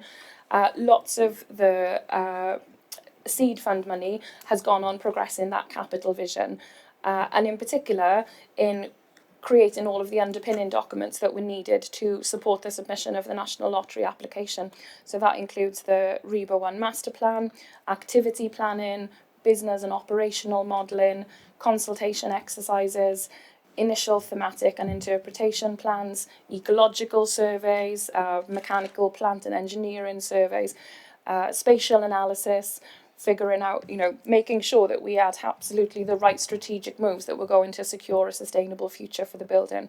So all of that work on the preparation of the National Lottery application has come to a total of around about 175,000 that was paid for by the foundation from that seed fund money. Right. Okay. I mean, just one additional thing in terms of content. Two pieces of work really. One was an initial piece of work where we hired a consultancy that had done similar work for libraries and museums in the Manchester area. What they did was to comb all available archives, both locally, the Glamorgan Archives, National Museum, National Library, British Museum, British Library. They combed every institution across the UK looking for any material that actually might be relevant to the Merthyr story. And they produced a very, very good report, which has given us, a mountain of information about stuff that's available. The second thing to mention is when the Welsh Government thought that it would like to have a national gallery for contemporary art, and it wanted an anchor building. And they went out to tender, and we bid for the anchor building. In the end, the Welsh Government decided they couldn't afford an anchor building, so they didn't go ahead with it. The benefit for us was that the money we had in order to make that bid, because Welsh Government gave additional money, has allowed us to do fantastic research on the potential for expanding the art collection. I never expected we'd have the cash to do something as thorough as we've been able to do. So that's been a very important thing to put in the bank. Could I just complete my response to you, Councillor Jones? I did want to add that around about a third of the foundation's expenditure has gone on its staff team from the money that it's raised through its seed funds and additional funds. But also within that, there have been invoices received from Merthyr Council to ourselves, covering the cost for things like our rent at the Bothy office at which we're located, the cost of the room hire to host the foundation's board meetings in council-owned properties, match funding that the foundation has paid to the Brilliant Basics project that recently went ahead in the park to upgrade visitor experience, recruitment costs, the cost of installing the festoon lighting across the driveway and the forecourt, etc. So that some of our expenditure has also gone on those sorts of activities. Okay, thank you.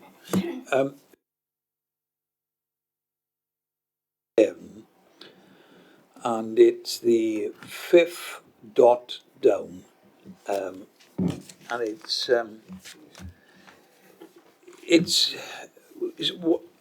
what you want to do from making the building watertight, protecting the existing museum, etc., etc.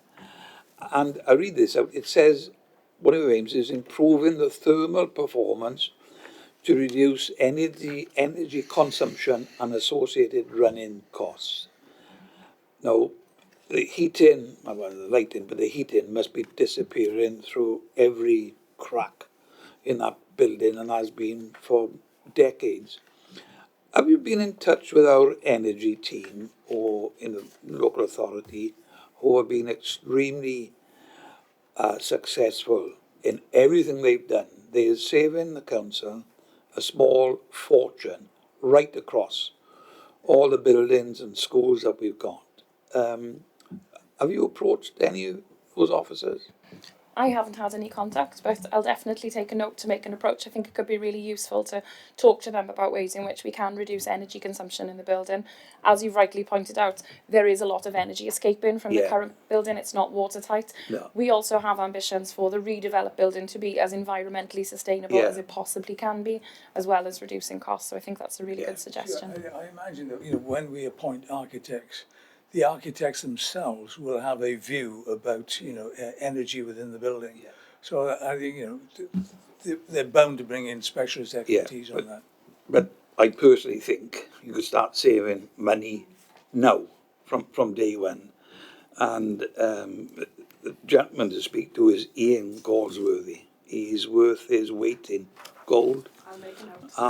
And you'll find him extremely helpful with all sorts of suggestions for reducing that cost there. On the same page, in the middle of it, you have referred to the Reba 1 Kawartha Building Master Plan, and you talk about creation of increased enhanced display space, improving building accessibility, dedicated collection management facilities, new public and commercial facilities, bespoke education spaces, enhanced hospitality offers, and multi-spaces to accommodate enhanced community uses. How much would that cost if you were able to do that? Is that in the, I don't know, is that in the 10 That's million right. or later on? All of those functions have been built in and accounted for in the Reba 1 strategic master plan. So if we were to deliver a £55 million project, it would meet all of those outputs. It would significantly enhance the display space, deliver increased gallery and exhibition spaces, provide new commercial facilities, provide multi-purpose facilities, everything that's listed there, yes. But that will be after, hopefully, you're successful with the 10 million. That'll be later on. Yes, that would be part of, probably in two phases. The first phase, capital project on the building, would respond to a lot of those outputs. In the second phase redevelopment at the more modern side of the building, it is proposed that there would be dedicated collection management facilities in a bespoke build. So that would fall into the second phase as we've currently split the project. But yeah, the costs of the implementation of the Reba 1 master plan include full fit out of the building to meet those objectives.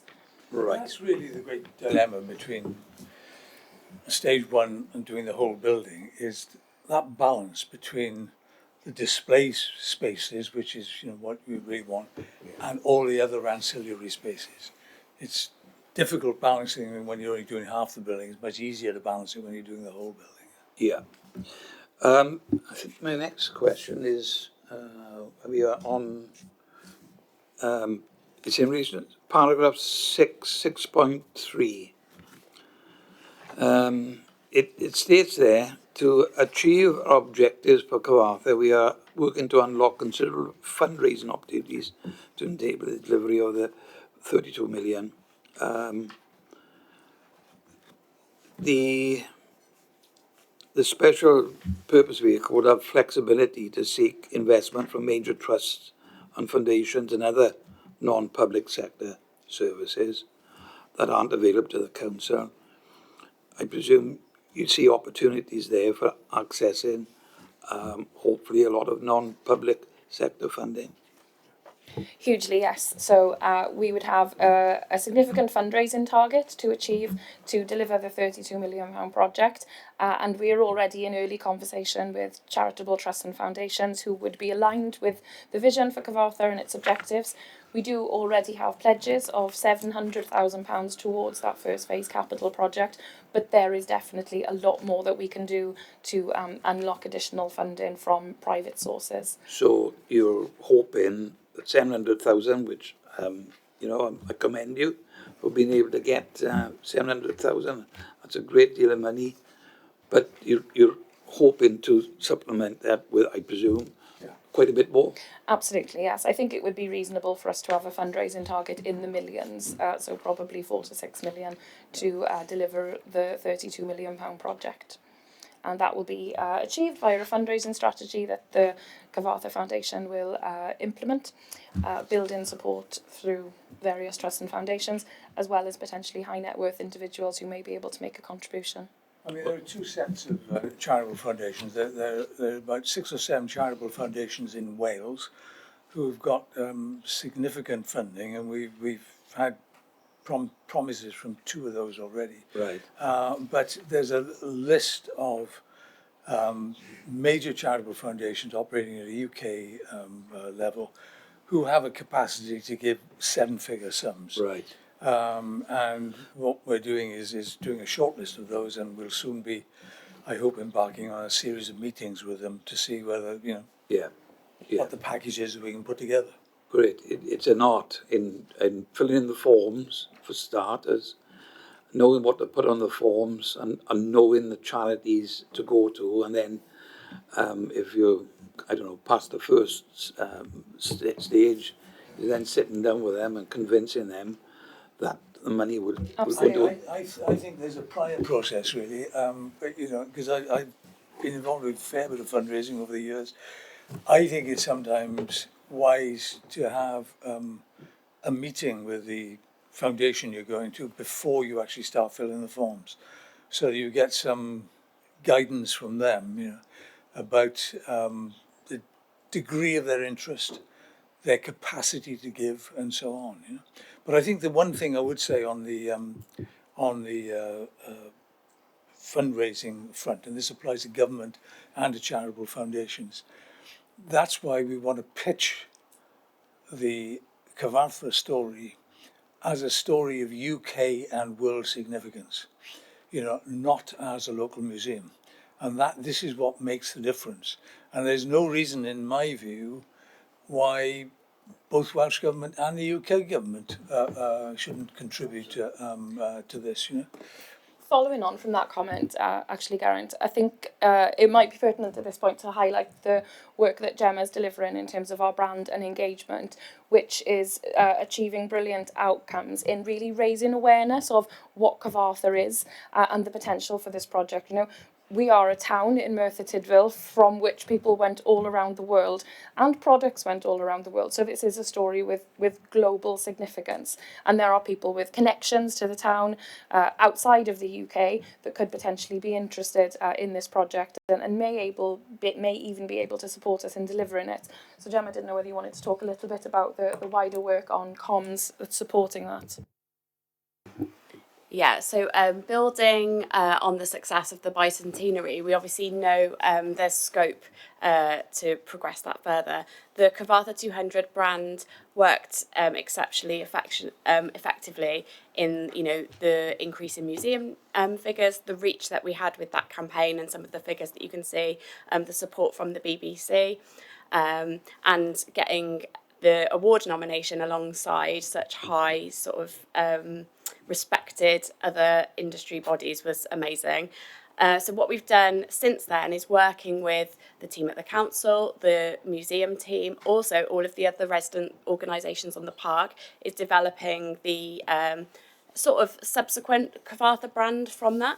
So hopefully you've seen it out and about. Cyfarthfa 200 worked really well, so that has sort of evolved into a new brand for Cyfarthfa, and that's started to be adopted across the team at the museum, some of the other organisations that we work with, and also on the new signage that we've just put in place. So we're just trying to really amplify Cyfarthfa as a brand and the way that we talk about it and the way people engage in it.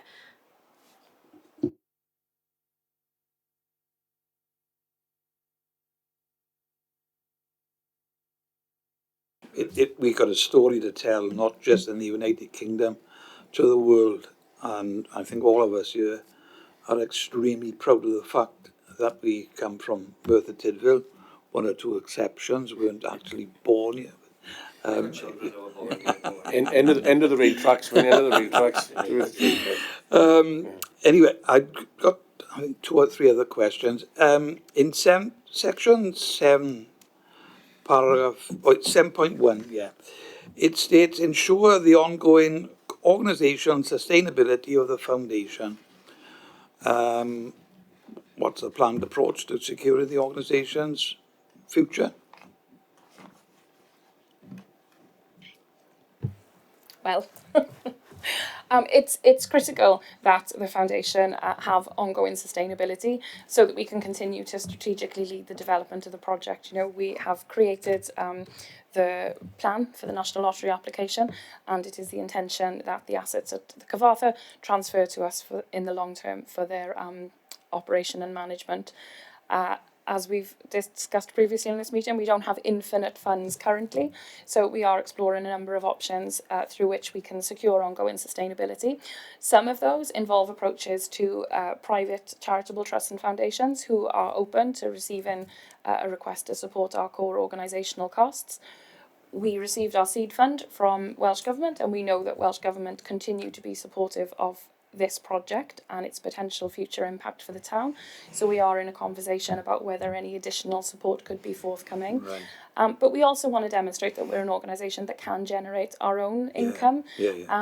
We have seen a lot of success through the events that the Cyfarthfa Foundation have been delivering on the park. So we're looking at exploring the possibility of making some of those events chargeable so that we can bring in some revenue to ensure our own sustainability and doing those things at scale. And alongside that, there's an opportunity that we could deliver a smaller capital project on the park that would give us a source of revenue. The foundation have done quite a lot of preliminary planning work, for example, around the possibility of a heritage-themed adventure play within the grounds of Cyfarthfa. Yes. This is something that other heritage sites have done very successfully. It is a paid model, sort of naturalistic, heritage-themed, really top quality adventure play proposition that would not only be an asset for the local community, but that would continue to drive visitor footfall to the site, which is also really important because as we develop the whole of the building will be inaccessible for a number of years. So it's vital that we have other attractions on the site that people can come to. So we're exploring whether there's possible funding that could be forthcoming to enable us to realise an attraction on that scale, which would in turn be a source of income for us. Yeah, I think without a doubt that will be a success, and look forward to you know having success with that. Just add that, I mean, the on our sort of, our core funding, I'd hoped that we would have had a decision before the last elections, but the government decided they weren't able to do it in the run-up to the election. Yeah. So it got kicked past that. So that's a discussion that we're taking up with Welsh Government. Good. I sent them a document last week on that, so we're pursuing that. Good. Reference is made throughout the report to projects being developed, delivered in partnership with the local authority. For example, Brilliant Basics, capital works of the castle, the submission of the not heritage application. What capital projects are the foundation directly leading on, if any? Sorry, I'm not sure I understood. I got a question around, I think, what Councillor Johnson, in terms of funding applications that have been submitted, who submits them? Is it the local authority or is it the foundation? I understand. Yes, for National Lottery, the application must be submitted by the asset owner. So the foundation have worked in partnership with the local authority to develop the application and supporting documentation that has gone in to National Lottery for consideration. And yes, they are the submitting party in partnership with ourselves. That's not necessarily the case for all possible funding routes, but with National Lottery, that is a stipulation. Right. Chair, Geraint mentioned earlier on about inviting the Welsh National Opera, and there's no suitable building within the county borough of Merthyr Tydfil. It would be wonderful to see something like that happening within Cyfarthfa Castle, but the practicalities are that, as I said, having known the building back and forth, we used to call it the school hall. Well, it was a school hall downstairs and upstairs, but the back end of the building, there's a gymnasium. And that was the hall it used, later years as such. But clearly that's not big enough.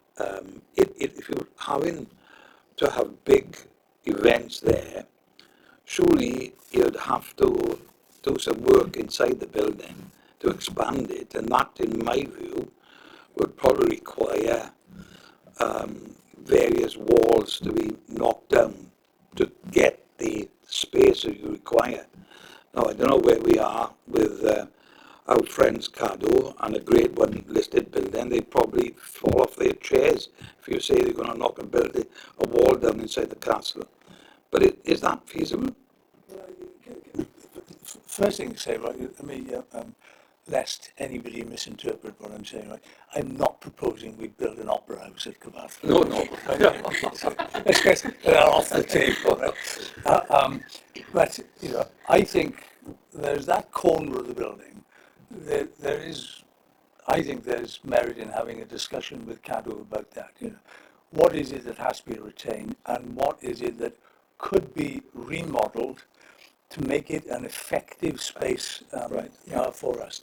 And I don't think we will know that until we've appointed architects, and architects have a chance to actually look at the whole building, because although we had extraordinary high-ranking architects doing the master plan, it's a different kettle of fish when you actually sit down and grapple with the building and how do you change it? What extra spaces can you get? As things move on, our views change sometimes about exactly what we want, and that process of dialogue with architects will go on through the process, I thought. And my last point really is in the time it's taking, because you mentioned, Jess, the 2032.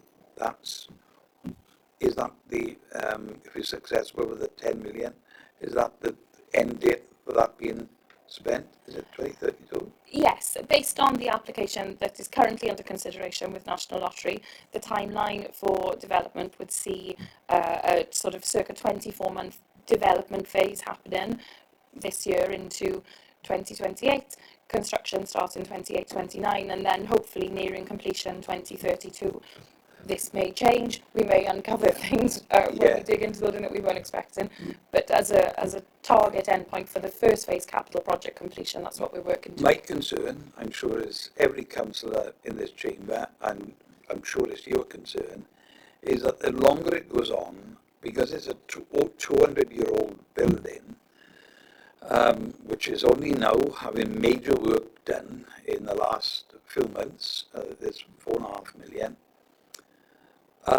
The rest of the building, the one I just mentioned, clearly is not going to be tackled because you'd have hopefully done 55% on one side. That's going to deteriorate even more. Phase 1 includes work to make the whole of the building watertight. The whole of the building? Yes. Right. I haven't read the report. I misinterpreted that you were only doing, that's why I asked the sector, where he was up to where. But if it's a whole, because that's a must. The building needs to be made watertight, ASAP. The longer it goes on, and there's the work being done now, and hopefully more work, but that other part there desperately needs to be made watertight. The priority is halting ongoing deterioration. Yeah. That's the number one thing that needs to be achieved so that we can do all of the other brilliant things we want to do in the building. Just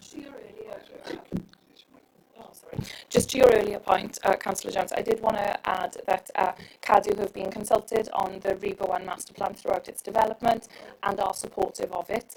Now, it doesn't propose radical changes to the building at the present time, and that would be a discussion with architects, but there is an ongoing dialogue with Cadw, and they have indicated support for the plans as we've submitted to National Lottery. And that's the point, because it's a grade 1 building, Cadw need to, I presume the inspectors have been back and forth there, and they know the building at the back of their hand. Yeah. They should do, because this building needs to be saved for the nation, not just for Merthyr Tydfil.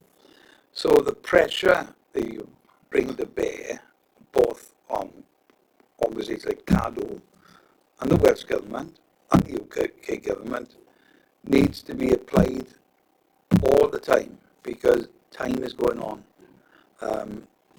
I hope to see this whole building completed before I go elsewhere.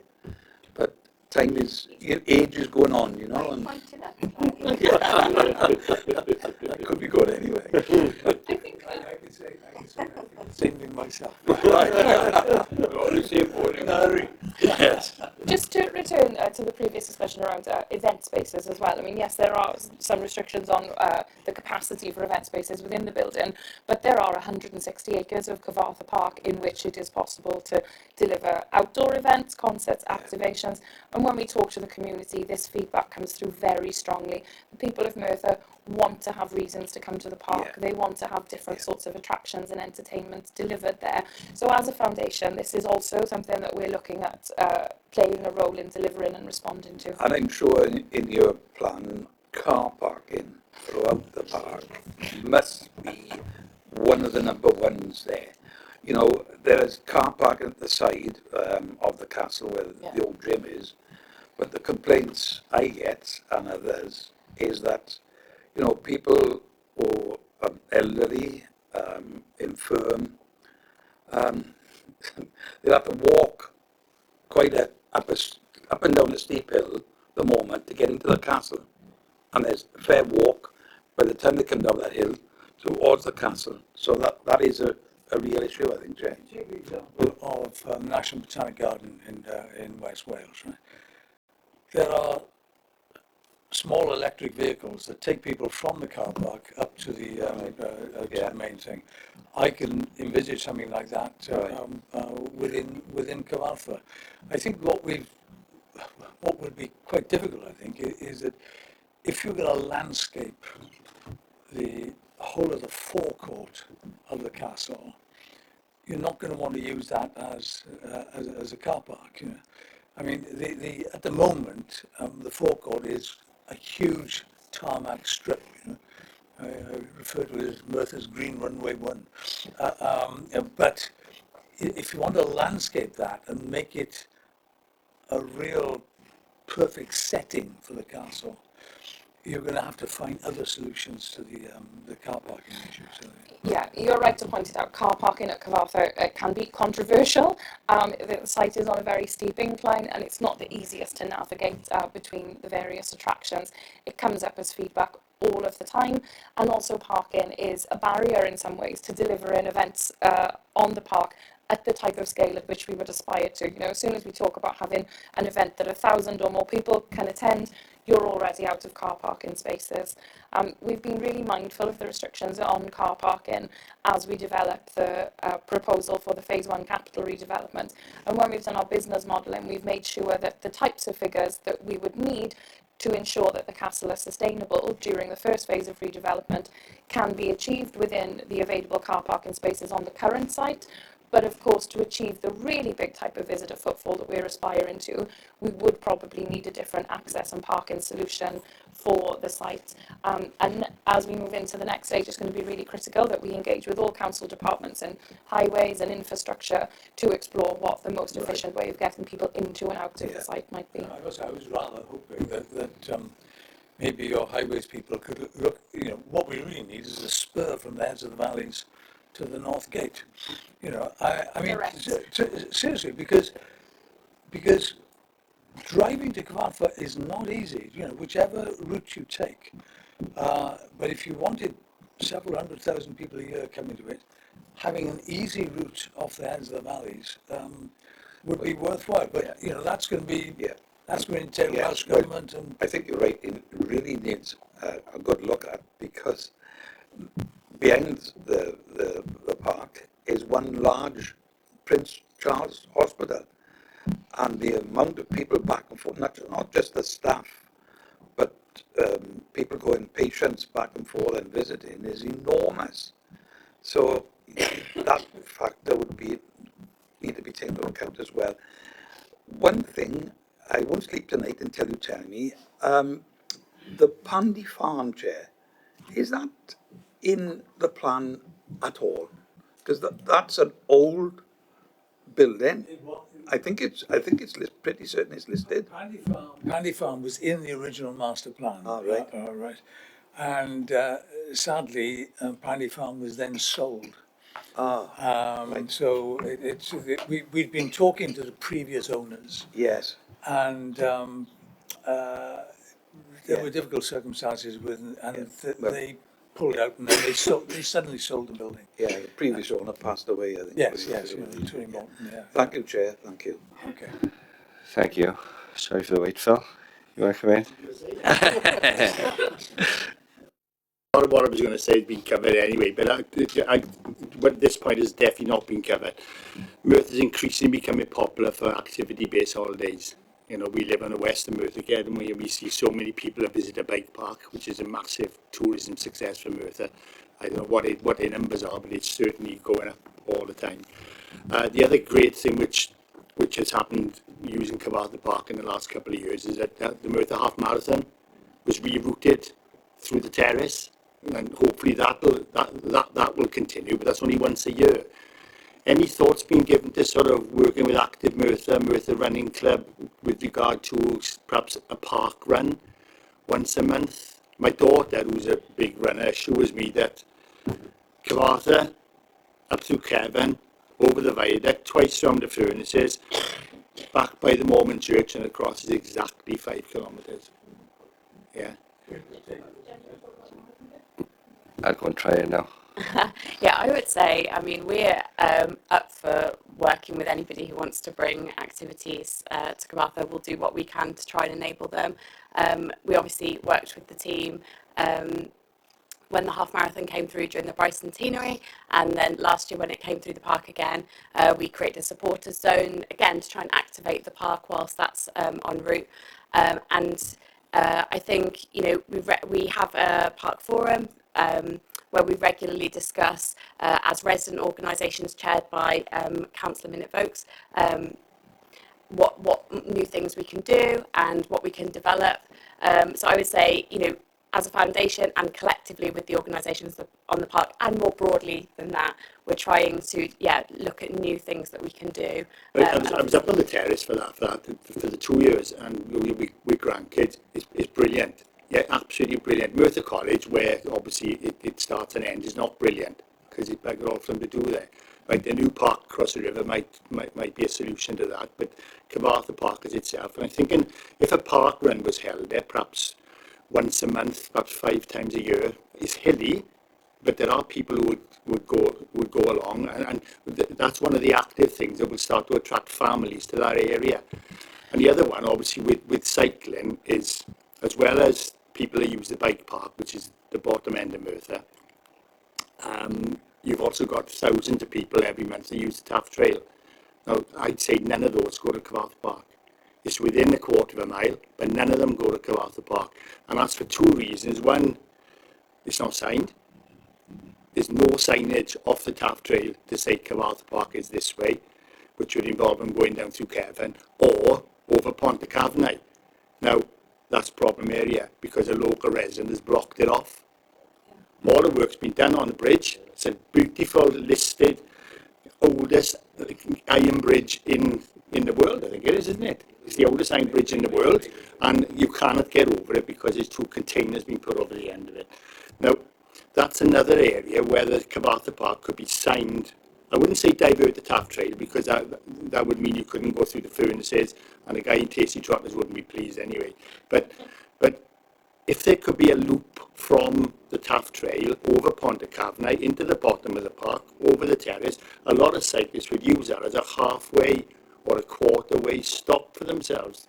And cyclists, but by their very nature, I wouldn't say they got a lot of money, but they got more money than a lot of people have, and they might spend it in Cyfarthfa Park. That's a really great suggestion, and members might be aware also that over the last year the Foundation have delivered signage, wayfinding and branding strategy for the park. So we've been exploring ways in which we can activate the wider site, and I like the suggestion of walking trails. You know, this responds to ways in which people use the park, but also the ways in which we can encourage people to use the park differently as well.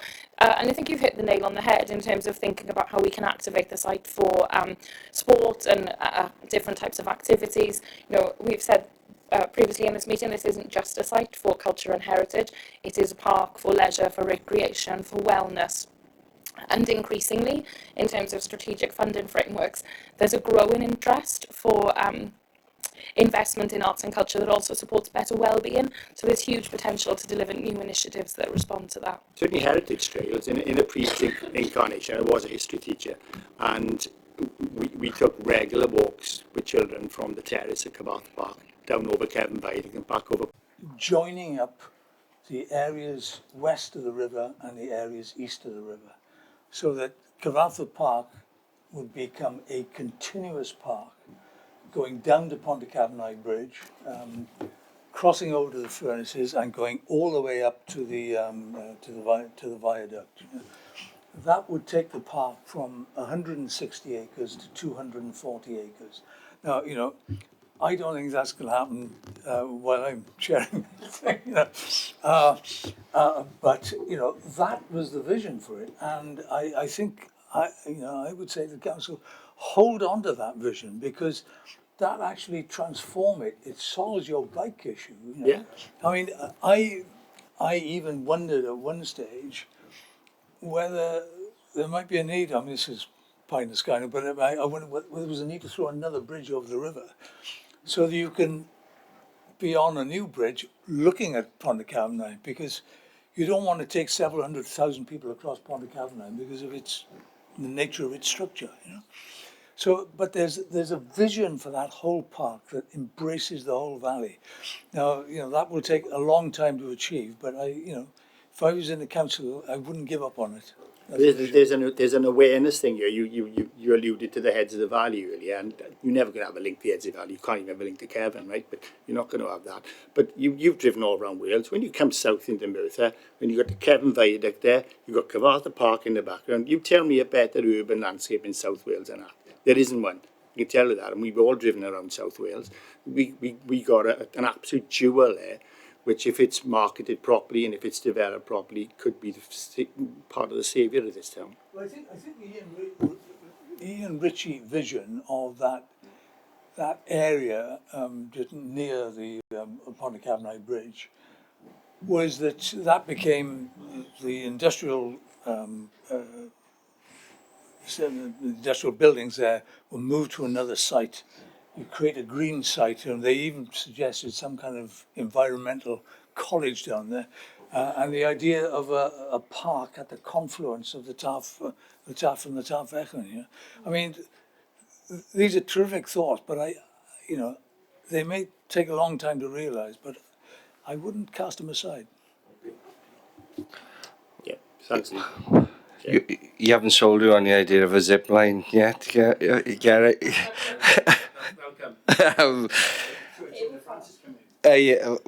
Well, you had me measure how far it was from Gurness to the furnace house once to see how far a zip line was. So,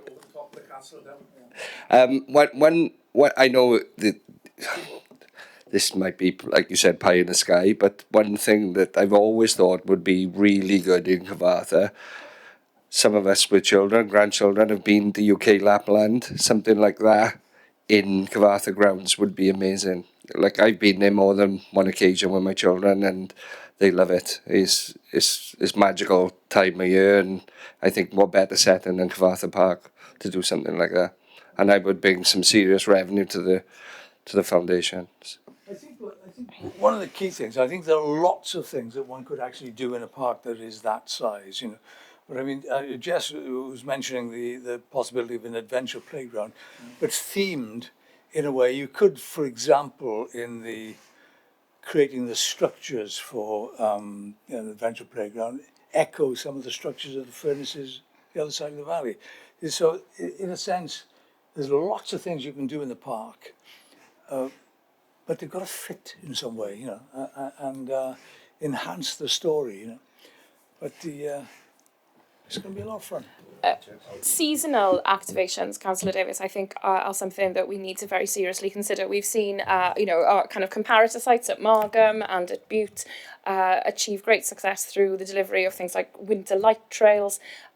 Thanks to Cyfarthfa's famous sequoia tree, we've got our very own reputation for Christmas events now, and I think there's a real need to respond to that for the local community. We shouldn't have to tell people that they have to drive to Caerphilly or to Cardiff to have really high quality seasonal experiences, and there's huge potential to activate the park for those sorts of initiatives, particularly in our woodland area, which, thanks to the investment of the council, is brilliantly accessible with accessible trails and a good sort of sense of navigation. So as we look at properly activating and driving new footfall to the whole site, these are going to be discussions that we're prioritising They will, of course, need funding to realise them, but I think the value add to the community and to Merthyr's reputation to tourists and to attract a new footfall will justify that expenditure. As you mentioned, money. I think we're aware that how tough things are for local authorities at the minute, not least for Merthyr, because it's not a large authority. So we're assuming that in terms of revenue funding, apart maybe from the transfer of what you're currently spending in the council, maybe to the foundation, that in revenue terms, our expectations are not high. But there's another issue, though, in terms of capital expenditure, and I think that the council needs to think very hard about what level of capital investment it might make. I mean, Jess and Jem have heard this many times, but the precedents are Different House in the Vale of Glamorgan and Tredegar House in Newport, where both those houses were transferred from the local authority to the National Trust. But when they were transferred with a large capital endowment in recognition of the fact that both those houses would need large amounts of money spent on them. So that idea of a kind of an endowment payment when something is transferred is something I think the council needs to think about in capital terms. Okay. No more questions? No? He's commented. I'd like to open up the comments. Councillor Thomas? Yeah, thank you, Chair, and thank you, for being so open and transparent, with the plans for Cyfarthfa. Just a few points, really, I picked up during our conversation. I like the idea of having a culture and heritage policy strategy for Merthyr Tydfil. I think that could be an important plan and something perhaps we suggest going forward. And basically because I heard the new Culture and Sports Minister, and it's the first ever time we've had a Culture and Sports Minister for Wales speak the other day. And she's really going to push it. And I think having a policy and a strategy would be important for us going forward. I think that's the first point. On the tourism side of things, we recently had a destination management plan come to scrutiny. And in 24-25, the revenue that came into Merthyr through tourism was circa £160 million, something on that figure. Yeah. Now, again, as an attraction, what would Cyfarthfa do, to those figures? Treble it? Quadruple it? That's the kind of, thing that we could be looking at for Merthyr Tydfil. And I think as well, we've got to look at the European replacement funding, whatever's going forward, to see how that can help us, especially with capital monies. If it be the Pride in Place or the what's the other one? The local growth fund, how that can help us on our journey. But I want to suggest something else as well when we talk about trusts and giving private equity into the project. Have we considered perhaps like GKN, who are now part of Tata Steel, isn't they? I think, like they Guest Keen was Merthyr. Yeah, Guest was Merthyr, yeah. Again, the miners' pension scheme, which might have a surplus every year of tens of millions of pounds. Those kind of things we can look at as well as the private foundation. So just a couple of ideas I thought as we were talking. Thank you. Thank you. Councillor Jones? Well, I found this scrutiny meeting report absolutely fascinating, because we're talking about the future of Merthyr Tydfil, and as far as I'm concerned, the future of Merthyr Tydfil looks really good.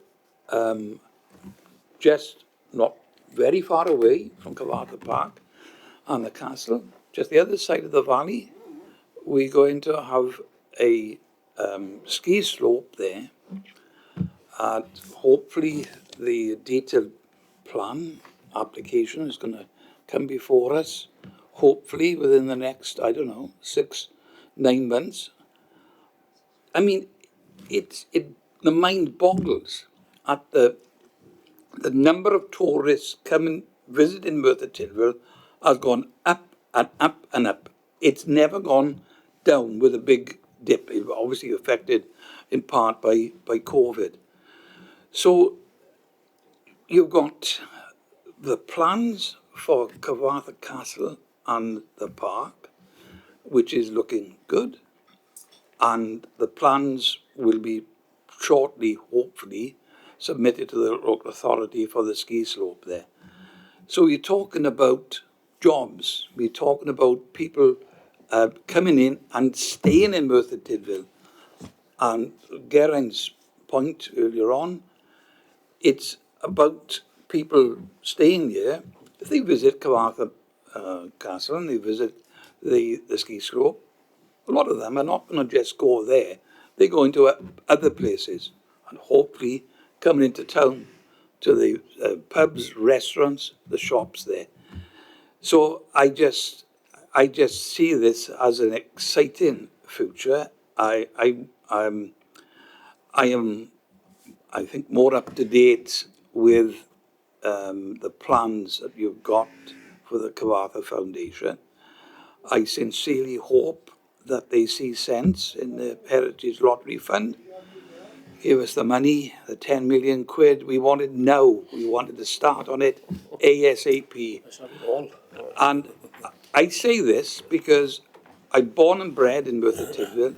If my parents were alive today and seeing all the things that have been done, because there was a lot of negativity here, not a lot many years ago in Merthyr Tydfil, a lot of that seems to be disappearing when you talk to people one by one, or a couple at a time, of what's been done and what we're hoping to do in the future. And I take great pride in the fact that I'm one of the two local members where Cyfarthfa Park and the castle is in my ward. I live just the other side of the castle. I frequent the park as often as I can. And I'm really proud of the fact. When I was in school, and the rare occasions when I went away for my parents or a week's holiday, talked about school, and you said to them, I go to a grammar school, but it's in a castle. In a castle. You had to explain to them the reason why we were in the castle, because it wasn't a castle as they remembered it. It's from the industrial eras. And Geraint, you are dead right. There is a fantastic story to be told, not just for Cyfarthfa Castle and the park, but everything associated with that. I mean, the industrial era in Britain, in my view, started here.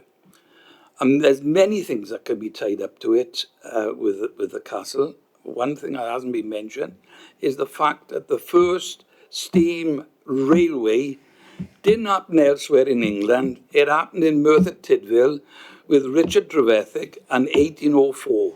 And we need to be repeating that over and over again. It happened in Merthyr Tydfil, not elsewhere, as some people seem to think.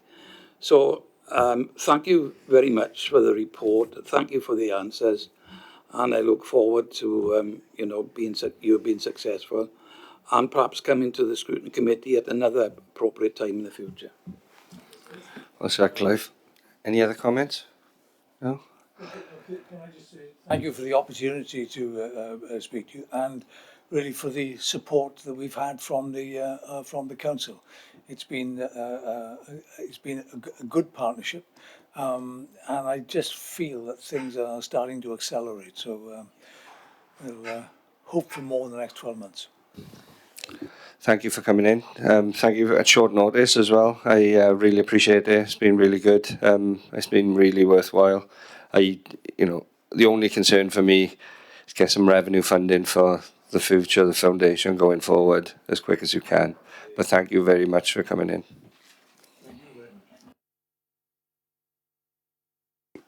I'm just going to skip on with the meeting while you leave. It's fine. We won't be long, don't worry. Okay. Item agenda 8, scrutiny referrals. I don't have any. Item agenda 9, feedback on scrutiny activities. There are some matters, but still waiting over from a previous cycle. But the only main one is the traffic and parking in the town centre.